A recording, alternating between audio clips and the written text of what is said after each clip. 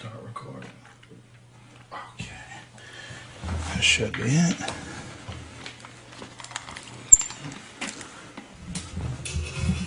Okay.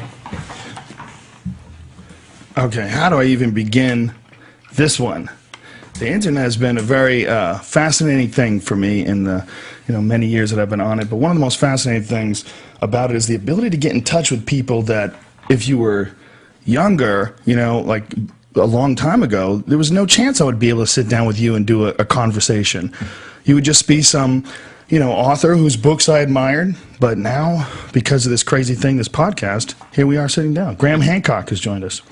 And if you don't know who Graham Hancock is probably the one guy who's influenced my view of history more than anybody ever. It's from this book, Fingerprints of the Gods. And Fingerprints of the Gods is, what is it, sold like 5 million copies or something crazy like that? Around about that, yeah. It's an amazing book that basically challenges our view of history. And you have spent an enormous chunk of your life uncovering all these different structures and all these different monuments and all these different things that you attribute to a lost era of humanity. And one of my favorite terms that you use is that we're a species with hypnosis, or excuse me, with amnesia. With amnesia, yeah. Yeah, and that, please tell me, how did all this get cracking? How did this get started for you? Well, everything that's happened in my life has happened kind of by a series of accidents. I never planned out anything, except I kind of knew when I was young that I had one gift, which was some ability to write. And the other thing about me was, it's when all through my childhood, I always felt I was on the edge of things, not in the middle of things. Other people were in the middle, I was on the edge. I just always felt that way. And when I got through university, I kind of drifted towards writing, current affairs, journalism, and it was while following journalistic stories. My last journalistic role was as the East Africa correspondent for The Economist, quite a serious newspaper, and I was based in Nairobi in Kenya, and I was covering wars and famines and politics and all of that stuff. And on my beat was Ethiopia, and I used to go to Ethiopia quite regularly. It was in the news a lot. And on one journey to Ethiopia, I flew into a city that at the time was in the middle of a war zone, in a DC-3 that kind of dived down out of the sky to avoid the machine gun nests in the surrounding hills, and landed in the airport. And this was an ancient city called Aksum, and it had incredible history. It had obelisks, it had a palace supposedly of the Queen of Sheba, had an ancient cathedral, the most ancient Christian cathedral in Africa, dating back to 300 after Christ. And in the grounds of that cathedral, in a chapel, outside the chapel, I meet a monk, and he tells me in the conversation we have that he's got the Ark of the Covenant in that chapel. I had heard that the Ark of the Covenant was important to Ethiopia, but now I'm sitting in front of a monk with cataracts in his eyes, and he's telling me behind him in that chapel, but I can't go there, is the Ark of the Covenant. And I said, can I go? Can I see it? And he said, no, nobody can see it. Even the former emperors were never allowed to see the Ark of the Covenant. The Raiders of the Lost Ark movie had come out only like a couple of years before this. This was in the early 80s. And so I left that place impressed by this man, but not really believing it. And then I started to look into it. And I discovered that actually Ethiopia is the only country in the world which has a living veneration, almost worship, of the Ark of the Covenant. Ethiopia has ancient Christianity, but it also has ancient Judaism. There's the Jewish community in Ethiopia called the Falashas. They call themselves the Beta Israel. How did they get there? They practice a very ancient form of Judaism. They don't have rabbis, they have priests. They perform sacrifice. Other Judaic peoples do not. It's like an Old Testament world frozen in the highlands of Ethiopia. So I started to get interesting. This is weird, and this is exciting, and what can I find out about this? Then I went to the academics, and they said, it's all rubbish. Those Ethiopians, they just made it up to make themselves look big. Okay, but then why is it the case that in every single church in Ethiopia, more than 20,000 churches, there's a replica of the Ark of the Covenant in the Holy of Holies? What does it look like? Well, mostly it's a box, and sometimes actually they reduce the replica to simply two tablets, which are supposed to represent the tablets of stone inside the Ark of the Covenant. But the Ark of the Covenant is not a Christian object; it's a pre-Christian object. What's it doing in all these churches? Where has this all come from? Why do we have the Black Jews of Ethiopia practicing their very ancient form of Judaism? So I really started to dig, and it was the first time I realized that you don't want to listen to academics all the time. Professor X and Dr. Y may be very, very impressive people with their credentials, but they have prejudices, and they have a fixed view of the past, which they're going to stick to come what may. And as I started to investigate this is what drew me out of current affairs and into ancient mysteries. I found that here was a real investigation, a story that had never been told. Could this remote country in the Horn of Africa really have the Ark of the Covenant? And if so, how could it have got there? And I spent several years of my life trying to answer those questions. And by the time I got to the end of that investigation, I had left current affairs behind, and You were hooked. I was hooked on the past.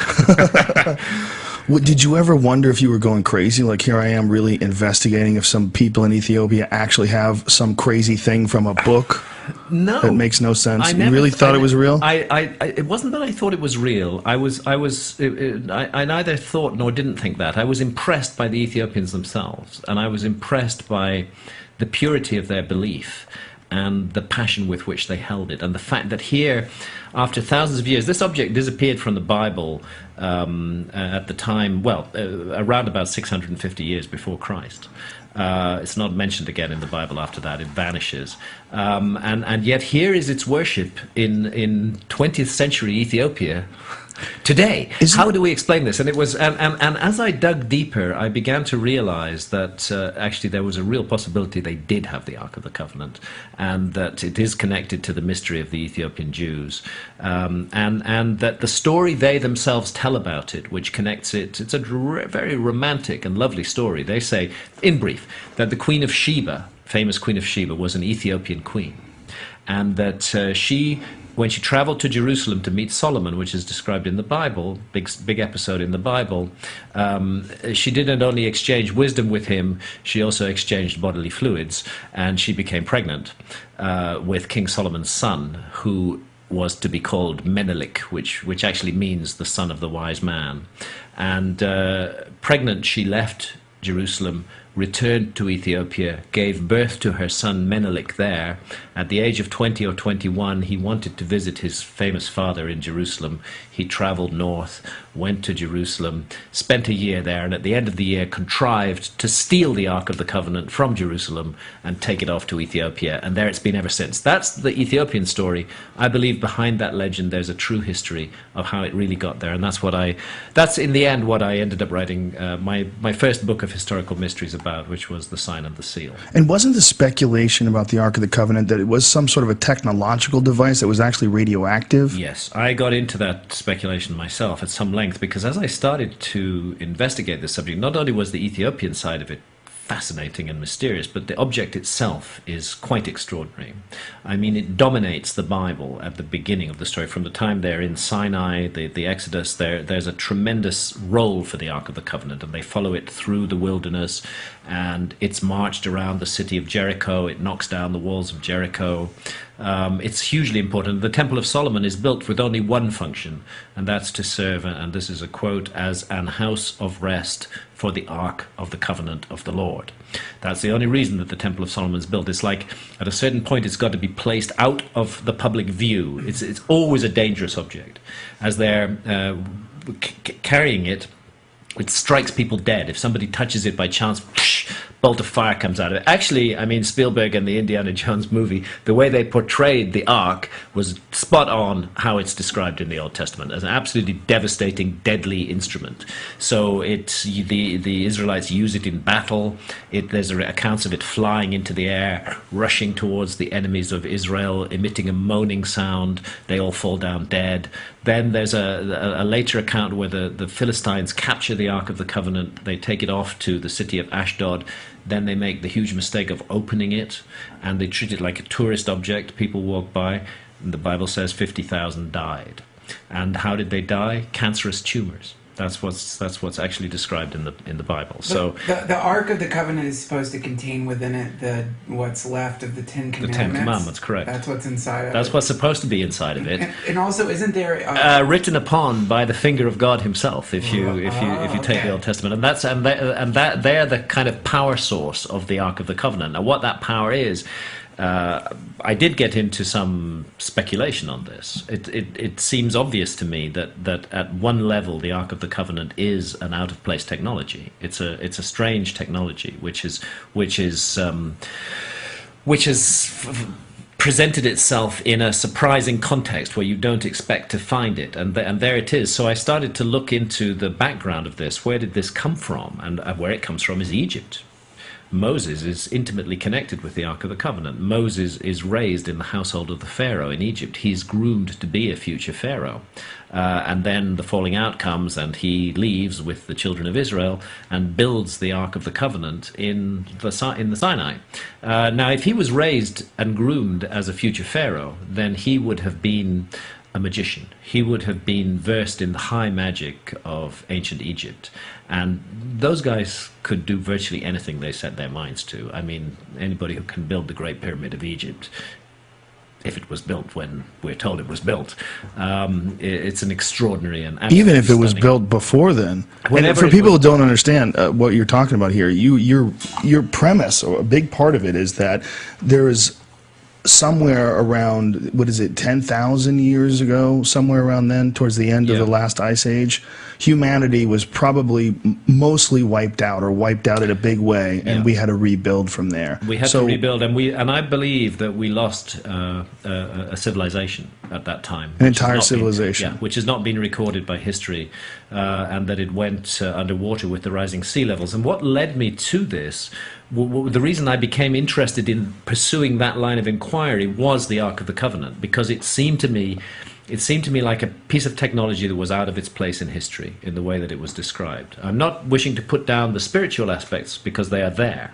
but there were definite technological aspects to this device. And then I had to ask myself, well, where could that knowledge have come from? And through Egypt, we then start to find that Egypt itself looks back to an older time. The ancient Egyptians didn't regard themselves as the beginning of their story. They regarded themselves as quite a late point in their story. And they look back to the time of the gods, which they called Zep-Tepi, the first time, when there was a golden age. And they speak, and there are texts, the Edfu building texts, which speak of the gods living on an island, a gigantic flood coming. Most of the gods are killed, odd thing to happen to gods, and then they come and settle in Egypt. The survivors come and settle in Egypt. And So Egypt is the product of an even far earlier civilization, but the history of Egypt goes back way, way further than people think it does. that's my view. That's my view. I support that view, and I was astonished when you had Robert Schoch and John Anthony West, when they brought their findings about the erosion on the Temple of the Sphinx. Yes. They brought these findings to these academics, and just the tone of their voice, the way they were approaching the information, the mocking attitude that they had of it. Well, where is this civilization you speak of? Because they're talking about a civilization that was possibly, what, 10,000 BC or something like that? Yeah, I would put the figure around about 10,500 BC. What for people, the end of it. if you don't know the story behind it, there's water erosion on the edge of the temple where the Sphinx is done that could only be attributed to thousands of years of rainfall. That's right. The last time there was rainfall in the Nile Valley was, This what is is the it? breakthrough work that John Anthony West and Robert Schoch did. The initial observation came through John, who is an astonishingly knowledgeable man about ancient Egypt. He's not an official Egyptologist, but he spent his whole life working in ancient Egypt, and through his research and his background, he came to realize that the erosion patterns on the Sphinx are really odd. And he then went to Schoch, Robert Schoch at the University of Boston, who is a geologist and an open-minded one. And he said, would you come to Egypt with me and give me your geological opinion on this monument? So Schoch went there, and it was immediately clear to him that this monument had been subjected to thousands of years of heavy rainfall at some point in its history. And that's where the mystery begins, because the study of ancient climates is quite well advanced. And we know that 5,000 years ago, 4,500 years ago, when the Sphinx is supposed to have been built, Egypt was as bone dry as it is today. And you have to go back some thousands of years before that, at least to about 9,000 years ago, to get the very heavy rainfall that would have caused the erosion of the Sphinx. But that only means that the Sphinx was standing there 9,000 years ago to be rained on. It may be much older than that. Schock is cautious, and he will not push the date back beyond what the hard evidence suggests. He's willing to. He does accept that the Sphinx may well have stood there before the heavy rains began, but how long before is a matter that he cannot be certain on, and that's where Robert Boval and I were able to take the matter on a little further with the astronomy of the Giza Plateau. And you find there's this stunning thing that happens in the sky. I mean, this is one of the great things. I have some problems with technology, but I have to say one of the great things about computer technology is the way that it can speed up access to information in an incredibly efficient way. And there are computer programs now which will show you exactly how the stars were positioned at any time in the last 30,000 years over any point on the Earth's surface. You can literally wind back the ancient skies and see them, and the skies do change, because the Earth is the viewing platform from which we observe the stars. There's a wobble on the axis of the Earth called precession. Yeah. That's right. And the wobble takes 26,000 years to complete a cycle. So it's a cyclical process. Eventually the stars will all return to starting point and begin the cycle again. And because of that, we can say that the Sphinx was gazing at his own celestial counterpart, the constellation of Leo, at dawn on the spring equinox in 10,000 BC, while 90 degrees away, due south, Orion was lying on the meridian in exactly the pattern of the pyramids on the ground. And doesn't John Anthony West go even deeper? He believes it's like 30,000 BC or You're something right. crazy. John thinks it might be pushed back another precessional cycle. See, we take it back to 12,500 years ago, but you would have the same alignments another 26,000 years earlier. So 38,000 years ago, you would have the same alignments as you had 12,500 years ago. And doesn't he base it on actual hieroglyphs to depict, the ages of the pharaohs? You're absolutely right. And again, this is the area where the Egyptologists, the academic Egyptologists, are incredibly annoying, because they will not listen to what the ancient Egyptians themselves had to say. It's as though they, the academics, know more about ancient Egyptian history than the ancient Egyptians did themselves. And the ancient Egyptians were really very clear. They pushed their history back well plus 30,000 years. Why are they defensive? Why won't they budge? Why are they so against this idea? I wondered that myself when I first got into this. I initially couldn't understand it, but I think it's a problem with science in general. I think that... was it a late discovery? Did they have an established timeline? They already established the timeline. The timeline was set literally in stone over the sort of last 50 years of the 20th century. I mean, really by the beginning of the 20th century, a timeline had been worked out. And by the 1950s, it was very much set. So they are just not willing to consider any previous date that would it throws the whole timeline out. And because they've been teaching it for so long, they're reluctant to open up to new ideas. I would say so, but also they themselves. I'm not suggesting any dishonesty on their part. They themselves absolutely believe their version of the past. And in all fairness, Robert Schock's depiction of the erosion, there have been dissenters, and I've read some different people's papers, but sure there are. They seemed very illogical to me. I looked at it myself. I know what water erosion looks like. Obviously, I'm not a geologist, but when I look at it and you say that that's wind and sand, and then they show extreme examples of wind and sand erosion, it doesn't look the same. It looks like there's crevices. It's been created by water. It's really obvious. It really does. Yeah. And then there's so much else that adds to that. I mean, the Sphinx is not alone. There are other weathered structures out there on the Giza Plateau. And deeper ones, and they find ones that are underground, that are these old-style construction ones that were built much like the Temple of the Sphinx, but not like the later stuff. Then it looks like two different eras of construction. It definitely does. It looks like two phases of construction, one very ancient, one more recent, and they've got muddled up in the academic's mind. Watching Dr. Schock try to talk to the Egyptologists about that was a fascinating thing, because the guy got super defensive, and he was like, where is the civilization you're speaking of? This 10,000... That's right. It was like one of the classic remarks was Mark Lehner, who's an Egyptologist at the Oriental Institute in Chicago. and one of the lead Western archaeologists working in Giza, and his remark, which we quote often, was, show me the potsherd. Where is the potsherd from this Right. lost civilization? Well, the argument was at that time that the Sphinx cannot possibly be of that age because there's nothing else in the world of that age. How could there just be this one unique thing, Right. which is 12,500 years old or maybe older, this amazing monument? How can that be alone? So show me the potsherds of the rest of that civilization. Well, some years later, those potsherds have started to turn up, and they've turned up in Turkey.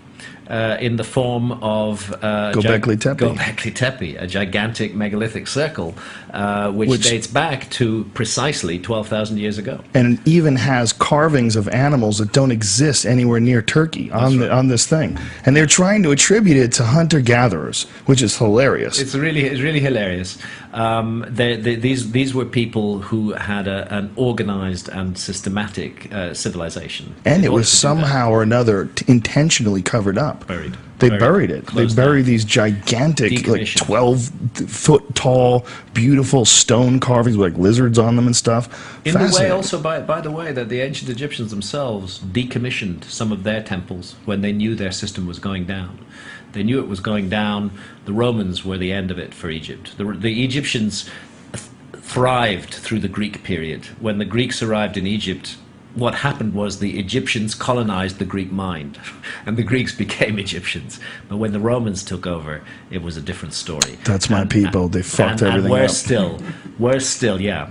When the Romans made this alliance with Christianity, and the Christian church pulled on the jackboot of Rome, it was Christians who really wanted to take Egypt apart. They wanted to destroy everything. And the Egyptian priests themselves, rather than let their temples fall into their hands in that way, they went around and destroyed certain things in the temples. And they did so quite deliberately to remove that power from the others who were going to come and take it in, to quieten it down. I've only been to a couple places. I've been to Chichen Itza. I've never been to Egypt, but I've been to at the one of the Museum of Fine Arts in Boston had an Egyptian exhibit. They had all this amazing old shit. And it is so hard to wrap your head around, even the established timeline of 2,500 BC. Yeah. When you're looking at the structures, it's so hard to wrap your head around. Like when you're looking at a beautiful golden covered sarcophagus that had King Tut inside of it. It's like what was that like? Yeah. What kind of a weird alternative way to live did these guys figure out? Yeah. Where they thousands of years ago figured how to build these almost perfect geometric structures of 2,300,000 stones, where if you fuck up just a little bit here or there, by the time you get to the top, it's done. And they're like, well, they did screw up a few of them. There's a few of them that are lopsided. Yeah, but they got them right, too. Right. Who knows who the hell was doing the screw-up ones? That could have been The screw-up imitators. ones were done later by people Copiers. who lost those skills. Yeah. Basically, that's the mystery of Egypt. Is that and John West makes this point that it's perfect at the beginning and it slowly declines. This is not what we expect. We expect to see civilizations slowly rise. We don't expect to see them perfect, fully formed at the beginning and then take 3,000 years to end. Right. Well, even when you push back the established timeline, and we can't even wrap our head around 1,000 years. I mean, 1,000 years is very difficult to wrap our head around. Why do you think it's so difficult for them to embrace the pretty obvious possibility that things get wiped out? I mean, there's craters all over the moon. We know there's all sorts of spots all over. You go drive by that giant crater in Nevada. It's a mile wide. Boom, something hits, everybody gets fucked. I mean, that Absolutely. easily could have happened over and over again throughout history. Yeah. And that seems to me to be way more likely than we made it all the way from caveman to here without a hiccup. Without a single hiccup. That's I know. crazy. And this leads, this leads to. It certainly led me to conclude that academic history is part of a. This sounds a bit paranoid, but part of an overall system of kind of mind control that operates. There are certain things that we're allowed to think, and certain parameters that we're allowed to think within in our society. And when it comes to the past, those parameters are set by academics, and they get so territorial and so defensive when you try to break out of that, and suggest other possibilities. See, I thought naively when I got into this at first that those who were specialists in this field would welcome some new ideas.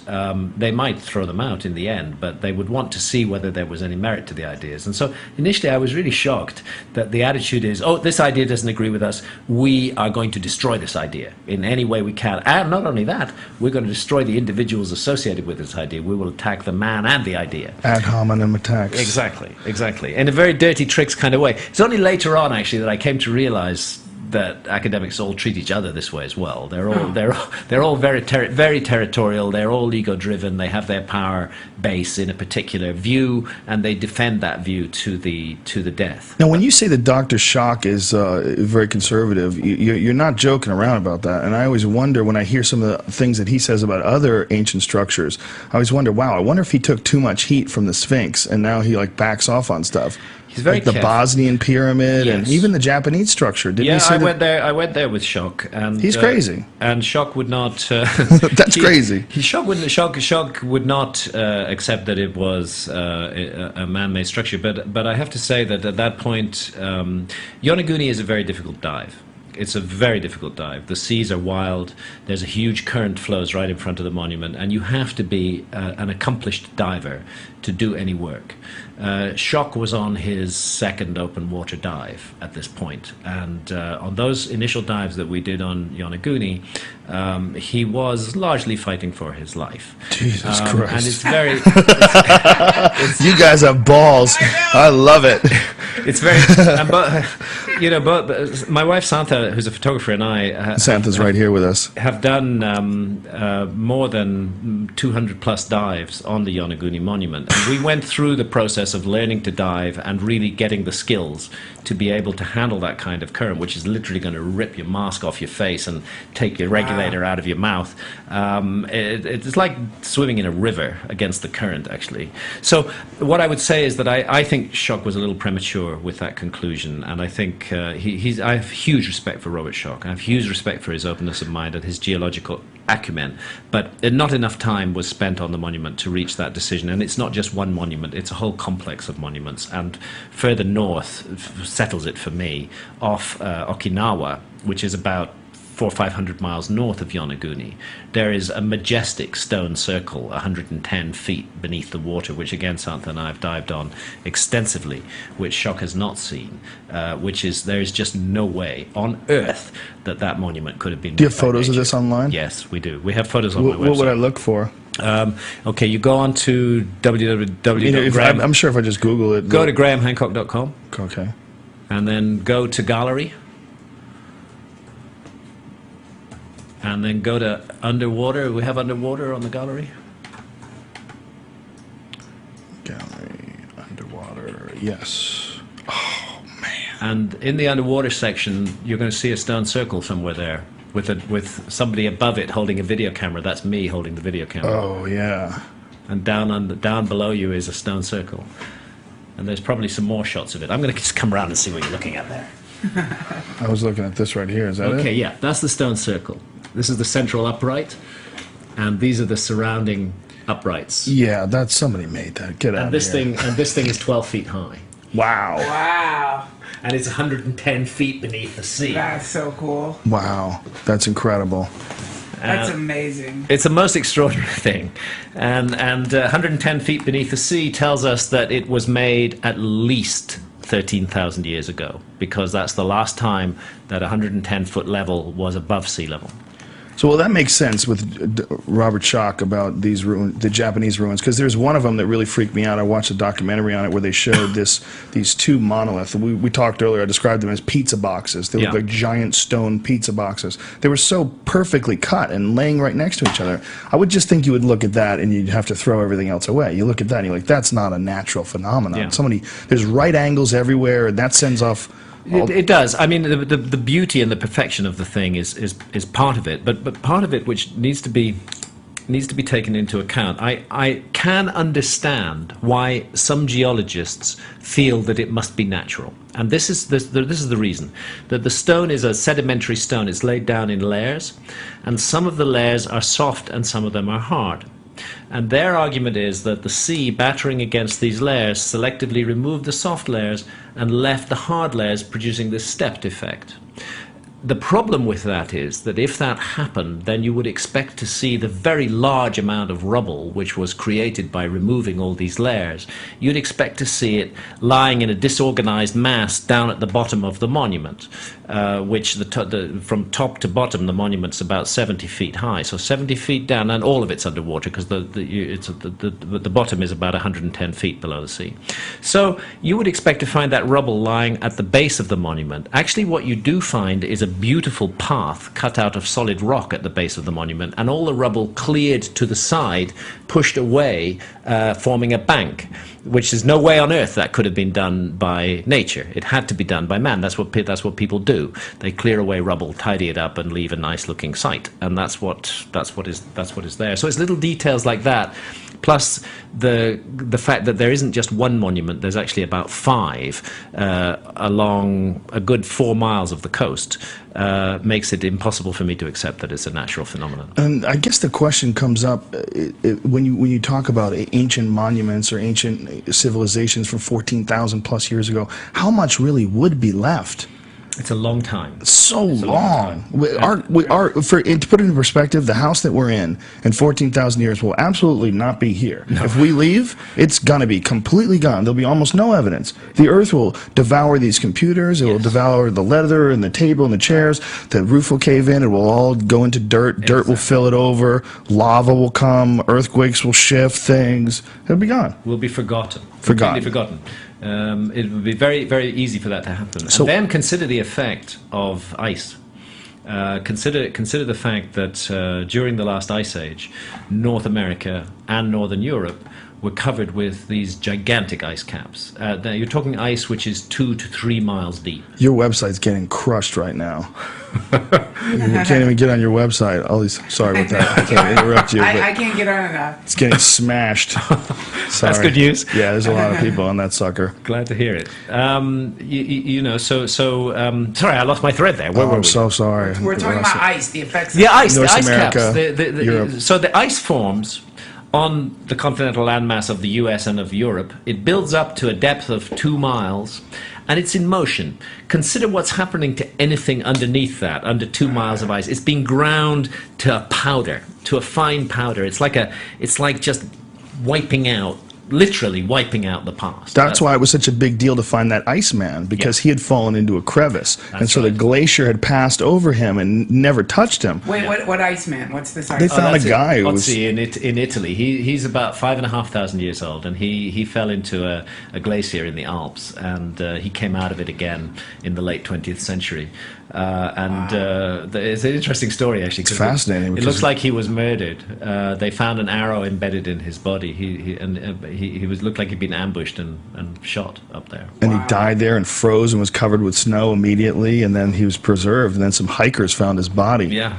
It's an amazing story, man. But what's incredible is that if Graham's view of history is true, then this guy 5,000 years ago was really like some dude who survived some horrible cataclysmic event. You know, the civilization moved forward. People relearned things, relearned hunting, relearned making skins and turning them into fabric or turning them into clothes. What's your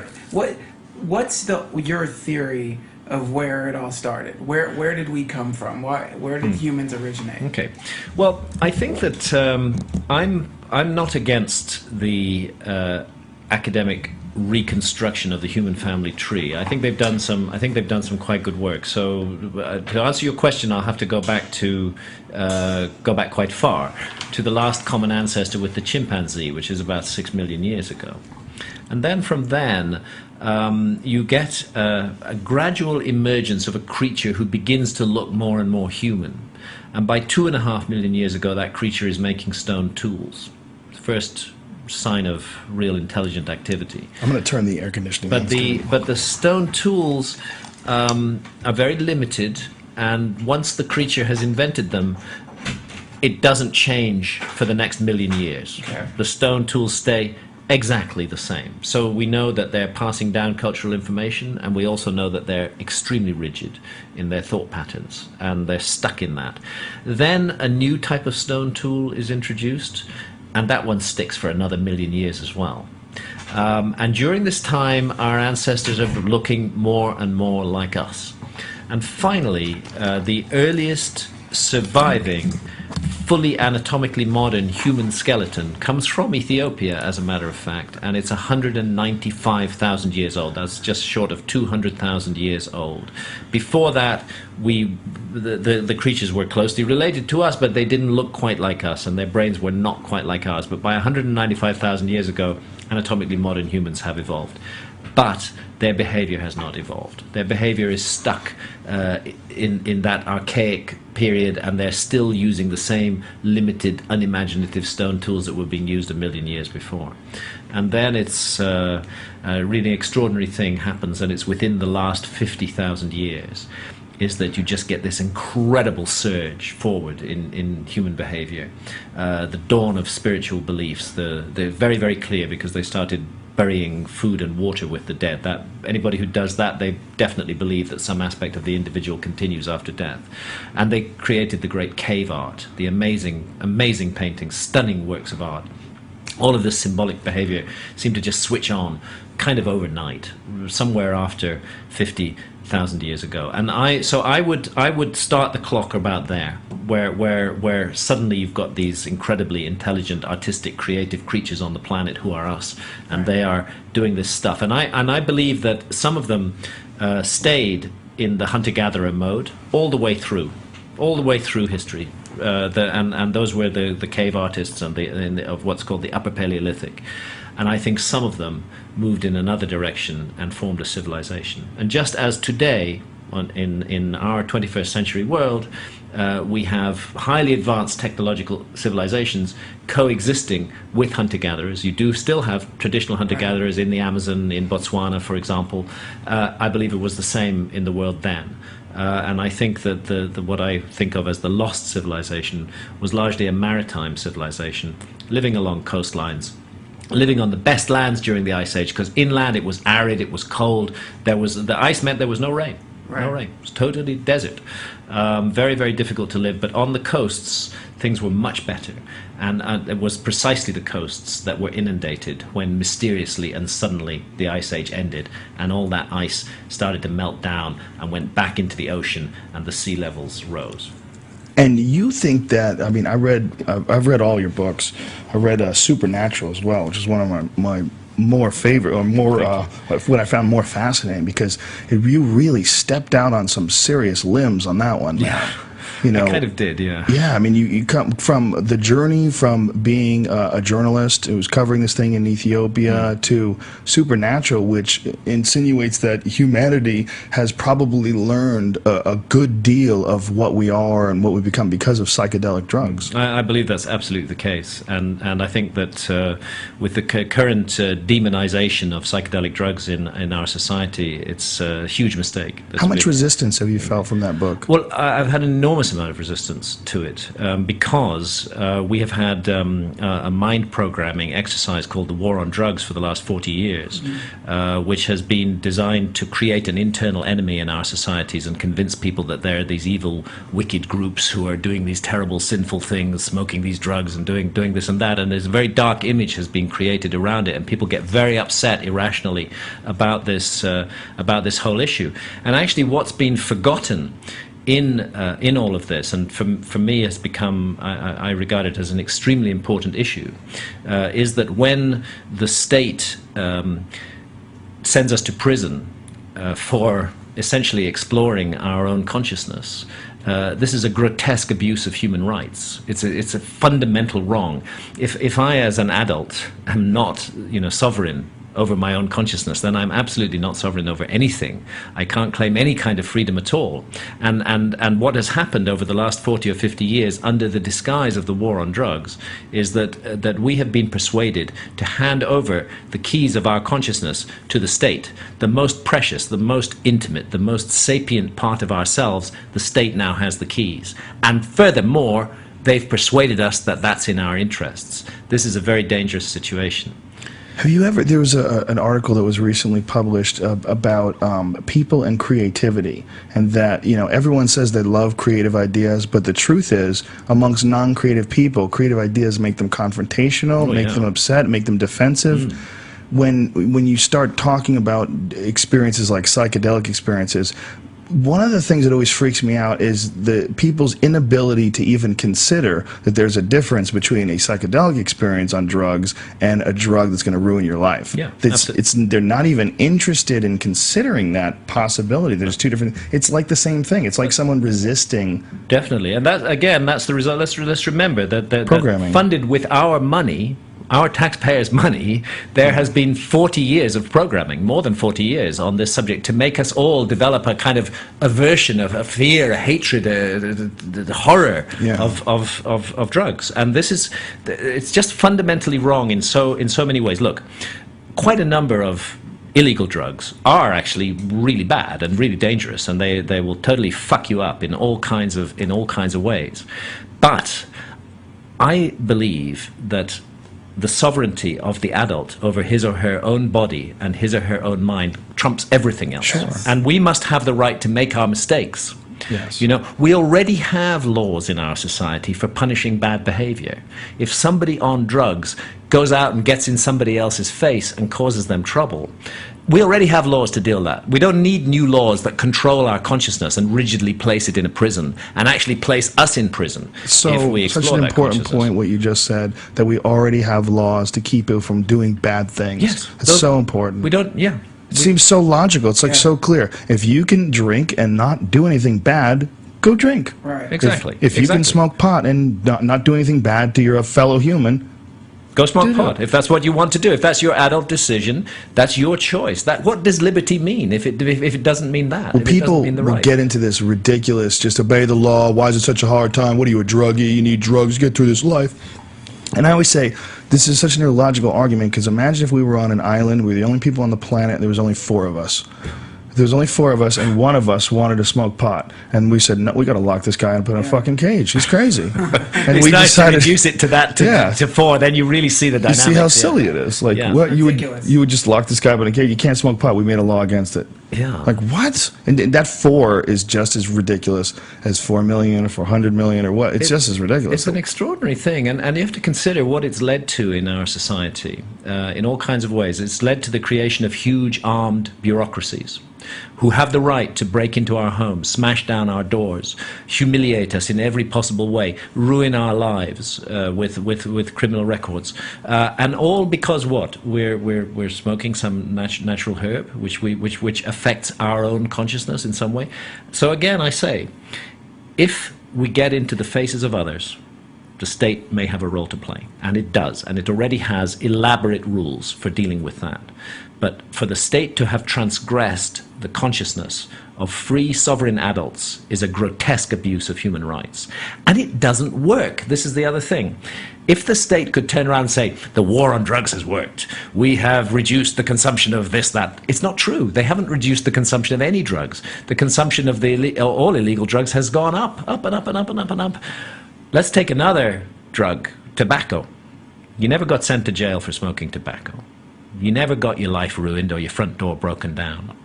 But some years ago, people cottoned on to the notion that tobacco actually may be making us pretty unwell if we're smoking a lot of tobacco. Seems to be a connection with lung cancer, and this information was put forward. Look what's happened with tobacco in the last 20 years. Millions and millions of adults all over the world presented with that information have taken a personal sovereign decision to stop smoking cigarettes. I took that decision when I was 38 years old. I'm 61 now. I used to smoke 40 cigarettes a day. Whoa. And I was a journalist, cigarette hanging out the mouth, typewriter. I was a heavy smoker, but I took the decision. I came to the conclusion this is not good for my body. Stephen King said that it was a neurotransmitter and enhancer that he suffered when he stopped smoking. Well, so many writers. Helped him write. Like when you were a writer, why did you smoke so much as a writer? It helps. Yeah, it does. It definitely did. It definitely did help, as does marijuana. But the fact is that the point that I want to make is that if the state was really interested in helping us. This is how the war on drugs is presented. We're concerned about your health, so we're going to send you to prison. We're concerned about the harm this drug is doing to you, so we're going to send you to prison. What's more harmful, the harm the drug is doing or being sent to prison? It seems to me pretty obvious that the being sent to prison is a much more harmful thing that's being done. If the state was really concerned about harm, then the solution is not to criminalize people for taking drugs. The solution is to present them with very good information which they believe. Part of the problem is that the state has become to be regarded as so corrupt that any message emanating from the state about drugs is not believed anymore, completely disbelieved. So once again, we come to this issue of adult sovereignty over consciousness. And our right also to make mistakes with our own body if we do that. That's what I believe we're here on this earth to learn and to grow and to develop. And we have to have adult responsibility to do that. Always astonishes me in America, where you have the Republican Party, which is strongly in favor of individual freedoms, that it's often Republicans who are the ones who are most anti-drugs. I feel drugs is a Republican issue. I think that any true Republican should absolutely champion the right of every adult individual, if they choose to do so, to explore their own consciousness with any drugs they choose. Yeah, there's no real parties anymore. It's just a mix mash. I mean, Obama is just as much of a Republican as any Republican that's ever been in office. I've seen this happening. It's weird assimilation. Yeah. Yeah. It is. It's just you're fucked no matter what. It's either the same person. Basically, because really our society is being run by gigantic faceless bureaucracies now. And those are much more dangerous than anything else, because they don't even have a figurehead. They just continue, they roll on, and they run people's lives. But the aspect of society where powers that be are trying to control people's mental territory, this is not a new thing. This has been going on for a very, very long time. Going on for a very long time. The newest incarnation. I mean, we had witch burnings where exactly. It's a very old. Exactly. I would say that in our societies today, drug users play the same role as witches played in Europe in the 16th century. Absolutely. That's fundamentally what's going on. They're an internal enemy which the society can be mobilized to hate, because that's what the state does. It makes people hate and fear and suspect other people, because then they want to rely on the state for their defense and their protection. It's a game, it's a mind game, and it's been going on for a very long time, and it happens that the current victims are drug users. The word, it's interesting that language itself has been deployed in this war, so that you very rarely find the word drug separated from the word abuse. That you never find the notion of a responsible use of drugs. You find only the notion of abuse of drugs. And so it's become impossible almost to speak about drugs without incorporating this notion that there's some abuse is taking place. Yeah, and the idea that you can actually benefit from them is an alien thought. Completely alien, Yeah. very, very much hated by our society. And and ridiculed. yet, the research is coming through. We've had the research in the last year with psilocybin, easing anxiety of terminal cancer patients, MDMA with post-traumatic stress disorder, fantastically successful result. And cancer, apparently. Have you seen that, where they're saying that No. super doses of MDMA may treat cancer? Makes sense. I've- All the I've- joy and love that That's- you'd feel just yeah. kills all the Yeah. bad stuff. I know. I mean, these. I believe that, Aldous Huxley called the psychedelics gratuitous graces. They're something that nature just gave us for free, a kind of grace, to allow us to experience something else. And Didn't Huxley coin the term psychedelic? He's the one who came up with it. quite possibly, yeah. It was yeah. Huxley and I can't remember the other person. Man. Yeah, I think that they had different. They were trying to come up with a word. They had another word that they were going to use for it, but it sounded too unscientific. Yeah, so you're they right. landed You're on right. You're psychedelic. right. Yeah, definitely. Psychedelic's the perfect word. They nailed it. They nailed it. They nailed it. Yeah. What do you subscribe to McKenna's ideas about the stoned ape theory? You know, that theory that human beings may have actually evolved from the lower primates because of the fact that we ate mushrooms? Yeah, I came to that idea. I'd like to say, Terence McKenna, one of the great minds. Fascinating What guy. a wonderful man. Amazing person. What a wonderful man. An incredible loss that we lost Terence. He was a remarkable individual, and I never met him, unfortunately. But he I love listening to his voice. Me too. I yeah. love his voice. I have a whole section of my iPod is all Terence McKenna lectures. Sometimes it's amazing. We go down to Brazil sometimes to drink ayahuasca, and sometimes late in an ayahuasca session, as you're beginning to return to this reality, it's nice to play a bit of music or a little bit of voice, and sometimes we play Terence McKenna, and I just remember one line was about how psychedelics dissolve boundaries, and he says, you know, they'll dissolve boundaries between you and your cat, even between you and your washing machine. No, he had wonderful ideas, and he very intuitively, very far ahead of his time, grasped the notion that this sudden advancement of humanity had to do with psychedelics. What it did was it broke our rigid behavior patterns that we were stuck in and unable to change, and it opened us up to new possibilities. And you see this remarkable event taking place after 50,000 years ago, definitely to do with psychedelics. Now, you know, since that time, there's a parallel track, which is the academic work on cave art and psychedelics, which is Professor David Lewis Williams of the University of Witwatersrand in South Africa, and he has absolutely taken it beyond intuition and totally proved, without any doubt whatsoever, that all of the cave art was inspired by visionary experiences on psychedelics. There's just no doubt about it at all. How do you prove that? You prove it by the nature of the art itself. It's rich with what are called entoptic phenomena, certain patterns, zigzags, grids, hexagons, honeycomb patterns, internested curved lines. The caves are covered in all of these. Go around to, you know, the rock canyons in Utah, you'll see the same thing. Rock art all over the world is influenced by visionary experiences. And then classically, the absolute defining characteristic is the appearance of beings or entities in the art. And those entities are typically half human and half animal. It's called a therianthrope. That's from the Greek therion, which means wild beast, and anthropos, which means man.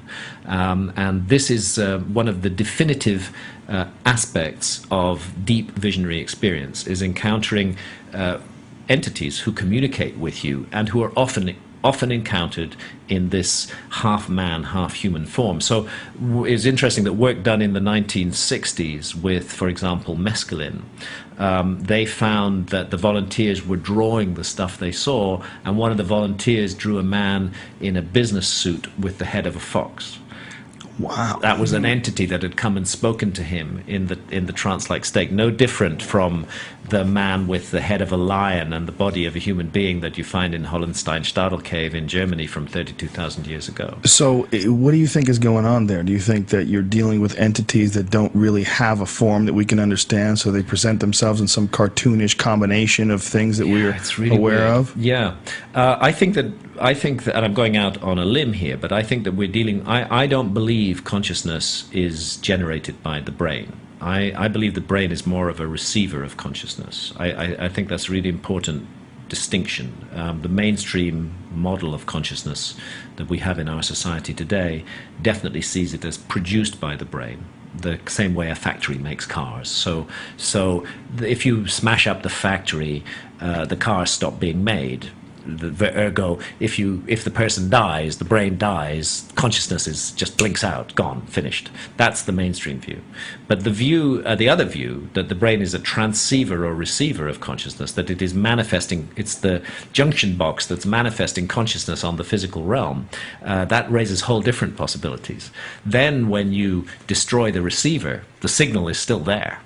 Just as if you destroy a TV set, the TV signal is still there, and you get into all kinds of possibilities from that. So the suggestion that I derive from that is that consciousness is fundamentally non-physical, but that for certain reasons, and they may be very deep and very mysterious, consciousness has created realms in which it is possible to manifest physically, because in a physical realm you have all kinds of consequences to your actions that you would not have in a non-physical state. A physical realm may be a very useful place to spend time if you're an ancient soul who wishes to learn and grow and develop further.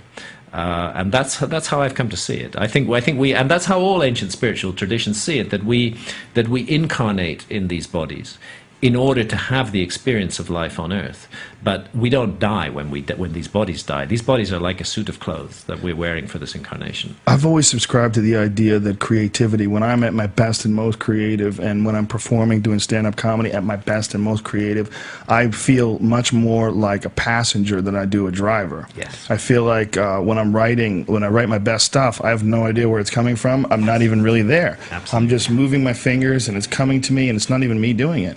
And it sounds ridiculous, and you could say that, well, it's because really the ego gets in the way of creativity because you're always worrying about yourself. And if you could just put the ego aside, then your mind can work better. And I see that argument, but I don't really, it feels like it comes to me in these great bursts of, of ideas that I never considered before. And I'm like, well, where is that? Is that, maybe that's really something that I'm figuring out a way to tune in. Yeah, you're tuning into it, and you're becoming a channel for the material, for your own material. Your consciousness is running the show, but your consciousness is not limited to this realm, and it's drawing down material from elsewhere. I've had the same experience with my writing. The more that I intellectualize the process, and that's particularly true since I've turned to fiction, the more that I intellectualize the process, the harder the writing becomes. Right.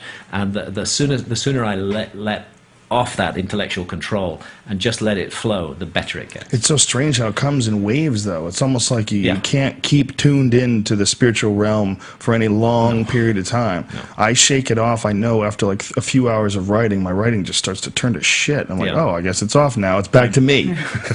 Now it's me writing. And the right thing to do at that point is actually to close the laptop. Close the laptop and go and have a break. Yeah, save your work and try again tomorrow. Yeah. But it's universal. There's a Stephen Pressfield book, The War of Art, that deals with the concept of the muse, and it's a fantastic book. And I used to buy stacks of them and give them to people. I gave you one, right? Yep. Thank you for recommending that. I'm a big fan of Pressfield. I didn't know he'd written that book, so I'm going to read it. It's a brilliant book. I think I have a copy of it, and I will give you one. And it's the brilliant thing about it is it's really no nonsense, but it's all about, it's a no nonsense, put the work in, force yourself to do it, don't make excuses, put the work in. But then it's also about the muse. It's also about the idea that you are just sitting there and putting yourself in a position to tune into it. You just have to show up. You show up, you move your fingers, and let the muse come to you, and that the muse is real. Yeah. Well, let me tell you, I mean, I have been a non-fiction writer all my life.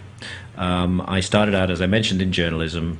I moved into ancient mysteries, but it was always non-fiction. You look at a book like Fingerprints of the Gods or Underworld, the book about our diving adventures, and you'll find that there's 2,000 footnotes. They are. I hope they're readable, but they're also detailed, researched documents.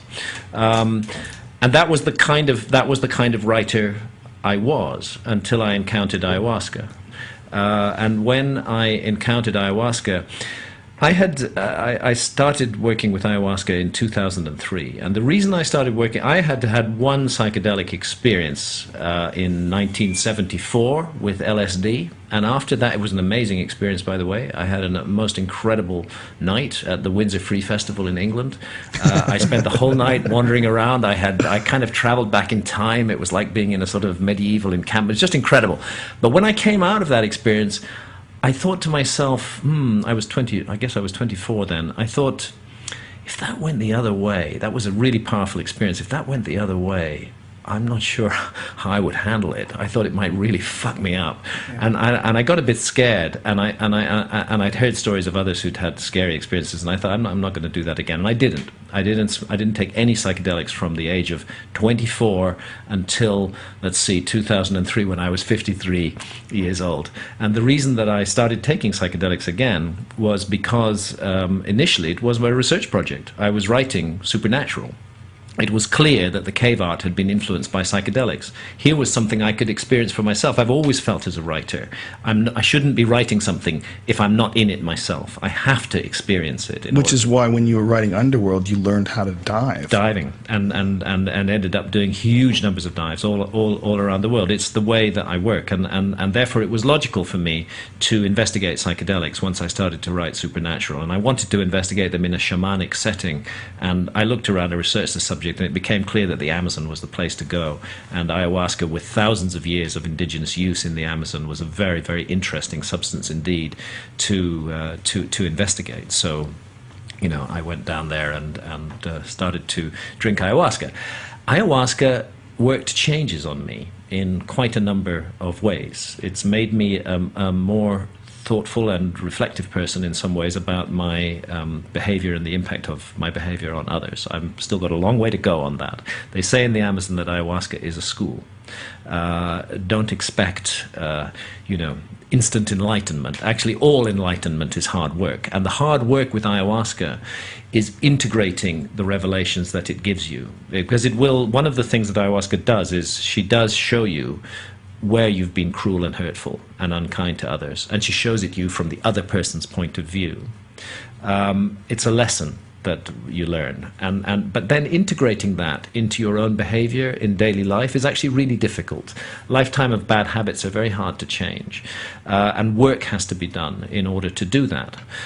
So ayahuasca has helped me to begin on that path. I do not claim to have reached any form of perfection. Very far from it. I'm a very imperfect, frail human being. But I have at least been set on the path that I believe is a more positive one.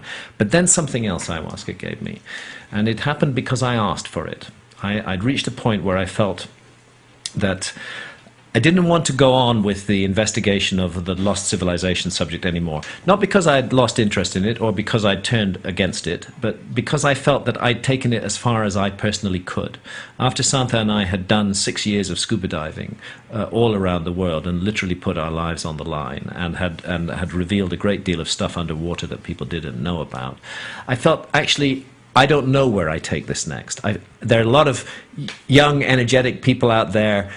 I would like them to take it on now, for where I took it from, and I wanted to look for a change of direction, and I wanted to challenge myself as a writer, and I'd always wanted to write a novel. So, down in Brazil, over a series of 5 ayahuasca sessions, I asked ayahuasca, "Can I write a novel? And if so, what would I be writing about?" And something amazing happened. In those 5 sessions, I was given the entire story of the novel that I ended up writing, which is a novel called Entangled. The whole story, the characters, their dilemmas, the time travel aspect of the story. Were you just frantically writing it all down, or were you trying to remember it? No, it was very, I wasn't even trying to remember it. It was just very, very clear. It was very clear that I was to write a story and that it would involve 2 young women, one in the Stone Age, one in the modern times, and that they would be entangled, that they would be connected through consciousness, and that they would be involved in a battle of good against evil. And certain scenes came through very, very clear to me and stuck vividly in my mind. So as soon as we'd finished in Brazil, I went back to England and started writing.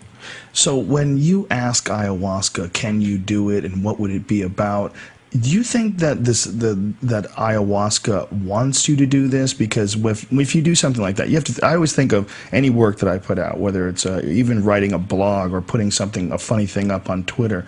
You send out this signal, and then this signal is going to affect who knows how many people in a positive way. Mm-hmm. Especially something that they really enjoy reading, like a book. And people can say, like, "Why would ayahuasca want you to write a book?" Because some books are fucking awesome. That's why. And that feeling of getting really hooked into a book and really just loving it. Mm-hmm. I haven't read a good novel in a while. The Strain was the last one that I really liked for a while, but then hated. You know, I loved the beginning of it. That's that vampire one, the Guillermo del Toro book. I haven't read it. My point is, that feeling, there's a lot of positive energy associated with something that's really entertaining and gripping. Definitely, it's a highly effective way of communicating.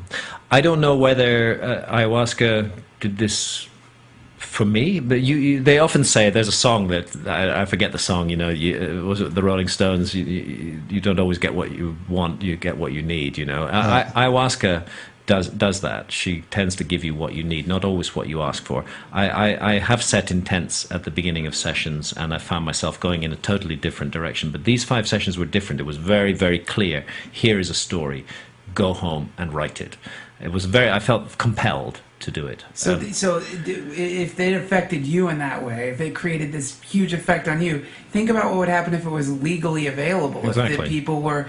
So then you see how the war on drugs is actually suppressing human evolution. Yeah. If this is... It seems like exactly. You're saying that throughout time, these psychedelics have been wide. Do you think the Egyptians were taking psychedelics?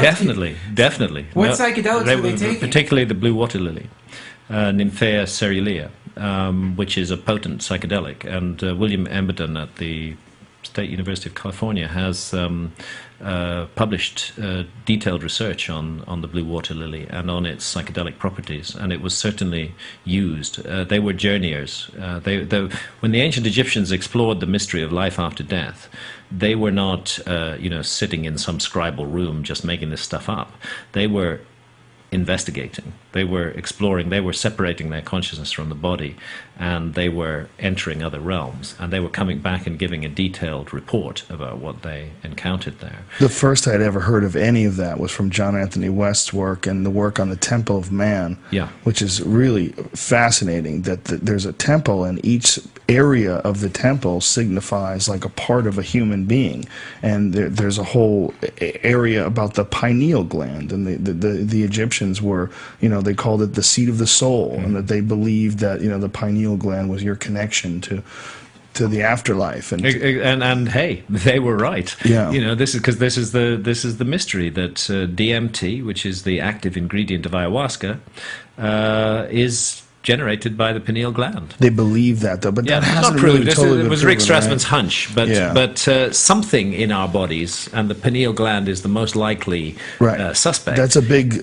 sticking point with critics. Generating DMT, because the presence of DMT in the human body is not in dispute. Where it's coming from is in dispute, but its presence in the body is not in dispute. It just sounds cool if it really comes from the pineal gland. It kind of sounds kind of cool. If it comes from the third eye, particularly, since the pineal gland was originally a sense organ, and so the suggestion would be that it's still a sense organ. It's a kind of sixth sense, which the lens that it uses is DMT. And what people don't realize is that in certain reptiles, it actually has a retina and a lens. And it's light sensitive. It is a fucking eyeball. It's light. It's light sensitive. Yes, in reptiles. In humans, it's not. It's deep. It's sunk deeper into the brain. But a very mysterious organ. And I would still say, you're right. It's not proved. I would still say the most likely candidate for the generation of DMT. Well, Strassman is working on figuring that out right now. They're working on more detailed studies to try to exactly pinpoint the location. It's where it's created. I'm glad that's happening.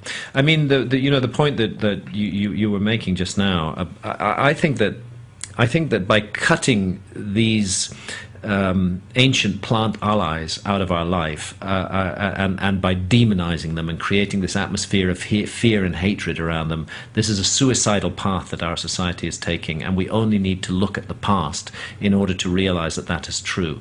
There is a danger in the human species that we get locked into a particular frame. And right now, we are locked into the technology frame. Of course, we're advancing technology very, very, very fast. But that doesn't mean we aren't locked. We're locked into one frame, and we're not thinking outside of that frame. And we can see the consequences of being locked into that frame, which is our world is in chaos. Our world is in a state of hatred and fear and suspicion right now. There's all this horrible stuff going on, and we are literally on the edge of destroying ourselves. And there's never been a time in the human story when we've more needed to break out of our rigid patterns of behavior and start thinking about things from a different point of view. And nature has provided us with the means to do so. And those means are our plant allies. Yeah.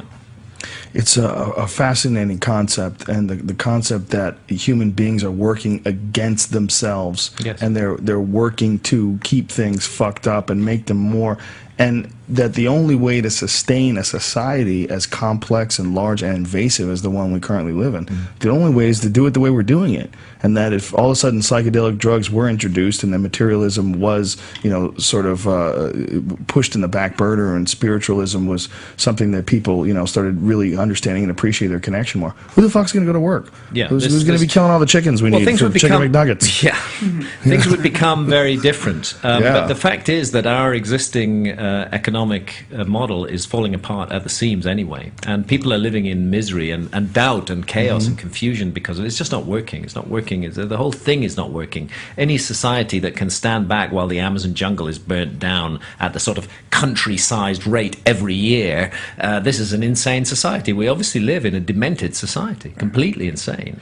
A lot of people aren't even aware of how crazy that looks if you watch it, and you see documentaries on it online of the mass amounts of forest that they're chopping down. It's bizarre. And that's why it's interesting that this particular agent, ayahuasca, comes from the Amazon. Yeah. I can't help feeling in the Amazon they strongly believe that an intelligent entity lies behind the ayahuasca vine. They always speak of her as she, most of the cultures do, is using the vine as an access point to humanity. Oh, I've just lost my thread. How did I get to that? Well, no, the idea is it comes from the Amazon, which is being destroyed. Yes, exactly. That at the very time when our Western technological culture is responsible for mass destruction in the Amazon, which it is. And by the way, it's a problem that could be easily solved. We don't need to destroy the Amazon. We really don't need those soybean farms in the Amazon to, feed cattle so that people can eat hamburgers. We much more need the rainforest. Right. So at the very time that the Amazon is under threat from the Western way of life, which has infected almost every culture on the planet, at that very time the Amazon is sending out its emissary in the form of the Vine of Souls, who is kind of extending her coiled, sinuous self all around the world and reaching into human consciousness everywhere. Because ayahuasca is being drunk all around the world. Everywhere. Now. I know. So I've met someone on Facebook who takes it regularly. That's a cop. No That's a cop, and you're going to jail. No, that's no cop. He knits what are they called? The shibobo, or there's a name. The shipibo, yeah. Shipibo. He knits these patterns.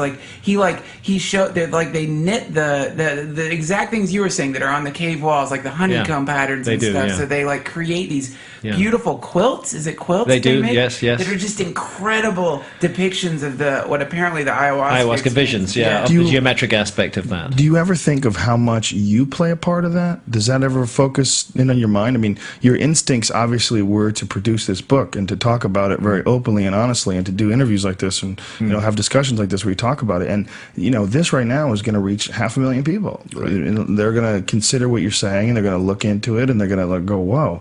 Do you really think that there's some fucking vine that you can take from the jungle that allows you to communicate with the spirit world?" I feel some responsibility in this area. Let's explain to people what it does for noobs, for people who are not aware of what ayahuasca is. And the first thing I'd like to say is that ayahuasca, and as a matter of fact, all psychedelics, are very serious business. I personally do not believe that psychedelics are appropriate for recreational activity. I think if somebody chooses to do that, that's their body, that's their choice, but I don't think it's the right thing to do. We need to treat these amazing substances with respect.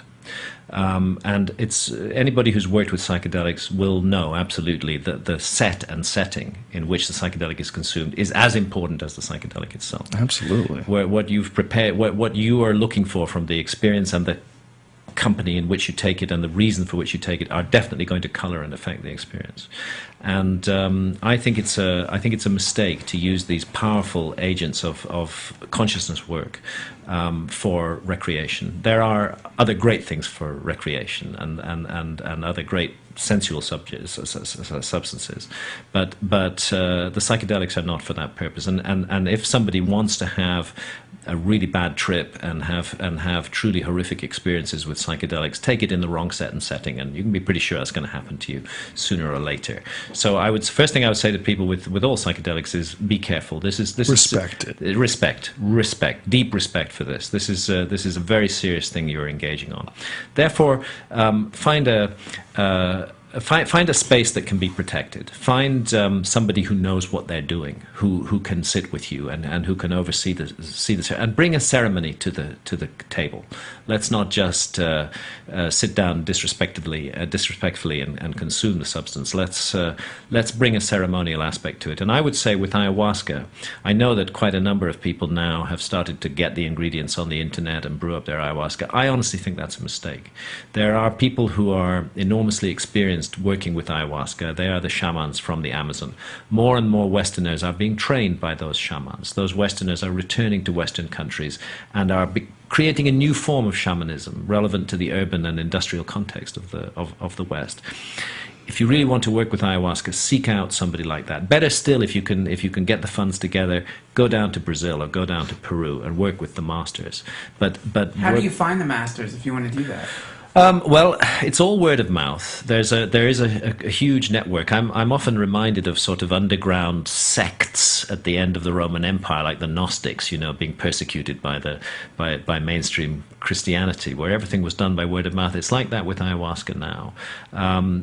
Generally speaking, if you feel drawn to the vine, do some serious research on the subject, and you will find your way to the right people. There are some charlatans working in this field. There are in all fields, but there are also some very good people. And do some serious research first, and look into the subject and find the right person, somebody who's deeply experienced, who understands the vine, and work with them. And you can be sure you're going to have a much more worthwhile experience. Whatever series of events led you to go there and take those substances and have these visionary experiences and then relay them, do you ever feel as if you were compelled, that you were brought to it, like this is, like you have a purpose? Do you feel that way? No. If so, it's like the rest of the course of my life, a series of accidents. Like I flew into that city in northern Ethiopia in 1983 and found myself in front of a monk who said he had the Ark of the Covenant behind him. It turned the direction of my life. And okay, I decided that after I published Underworld, which was my last book on the lost civilization issues,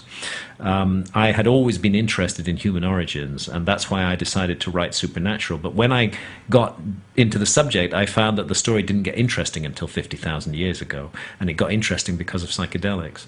And then, so it was an accident that led me to that. Then, well, obvious, the next research conclusion was that I had to go take some psychedelics, and to do so in a shamanic setting and learn about it. So it was a series of accidental decisions kind of led me to that process. So I guess I don't feel called or chosen, but I found myself in the hot seat. Do you feel obligated though, because you know so much about it? I feel obligated. I feel a responsibility, which is to share with others that these agents can be transformational, and that they can be incredibly helpful.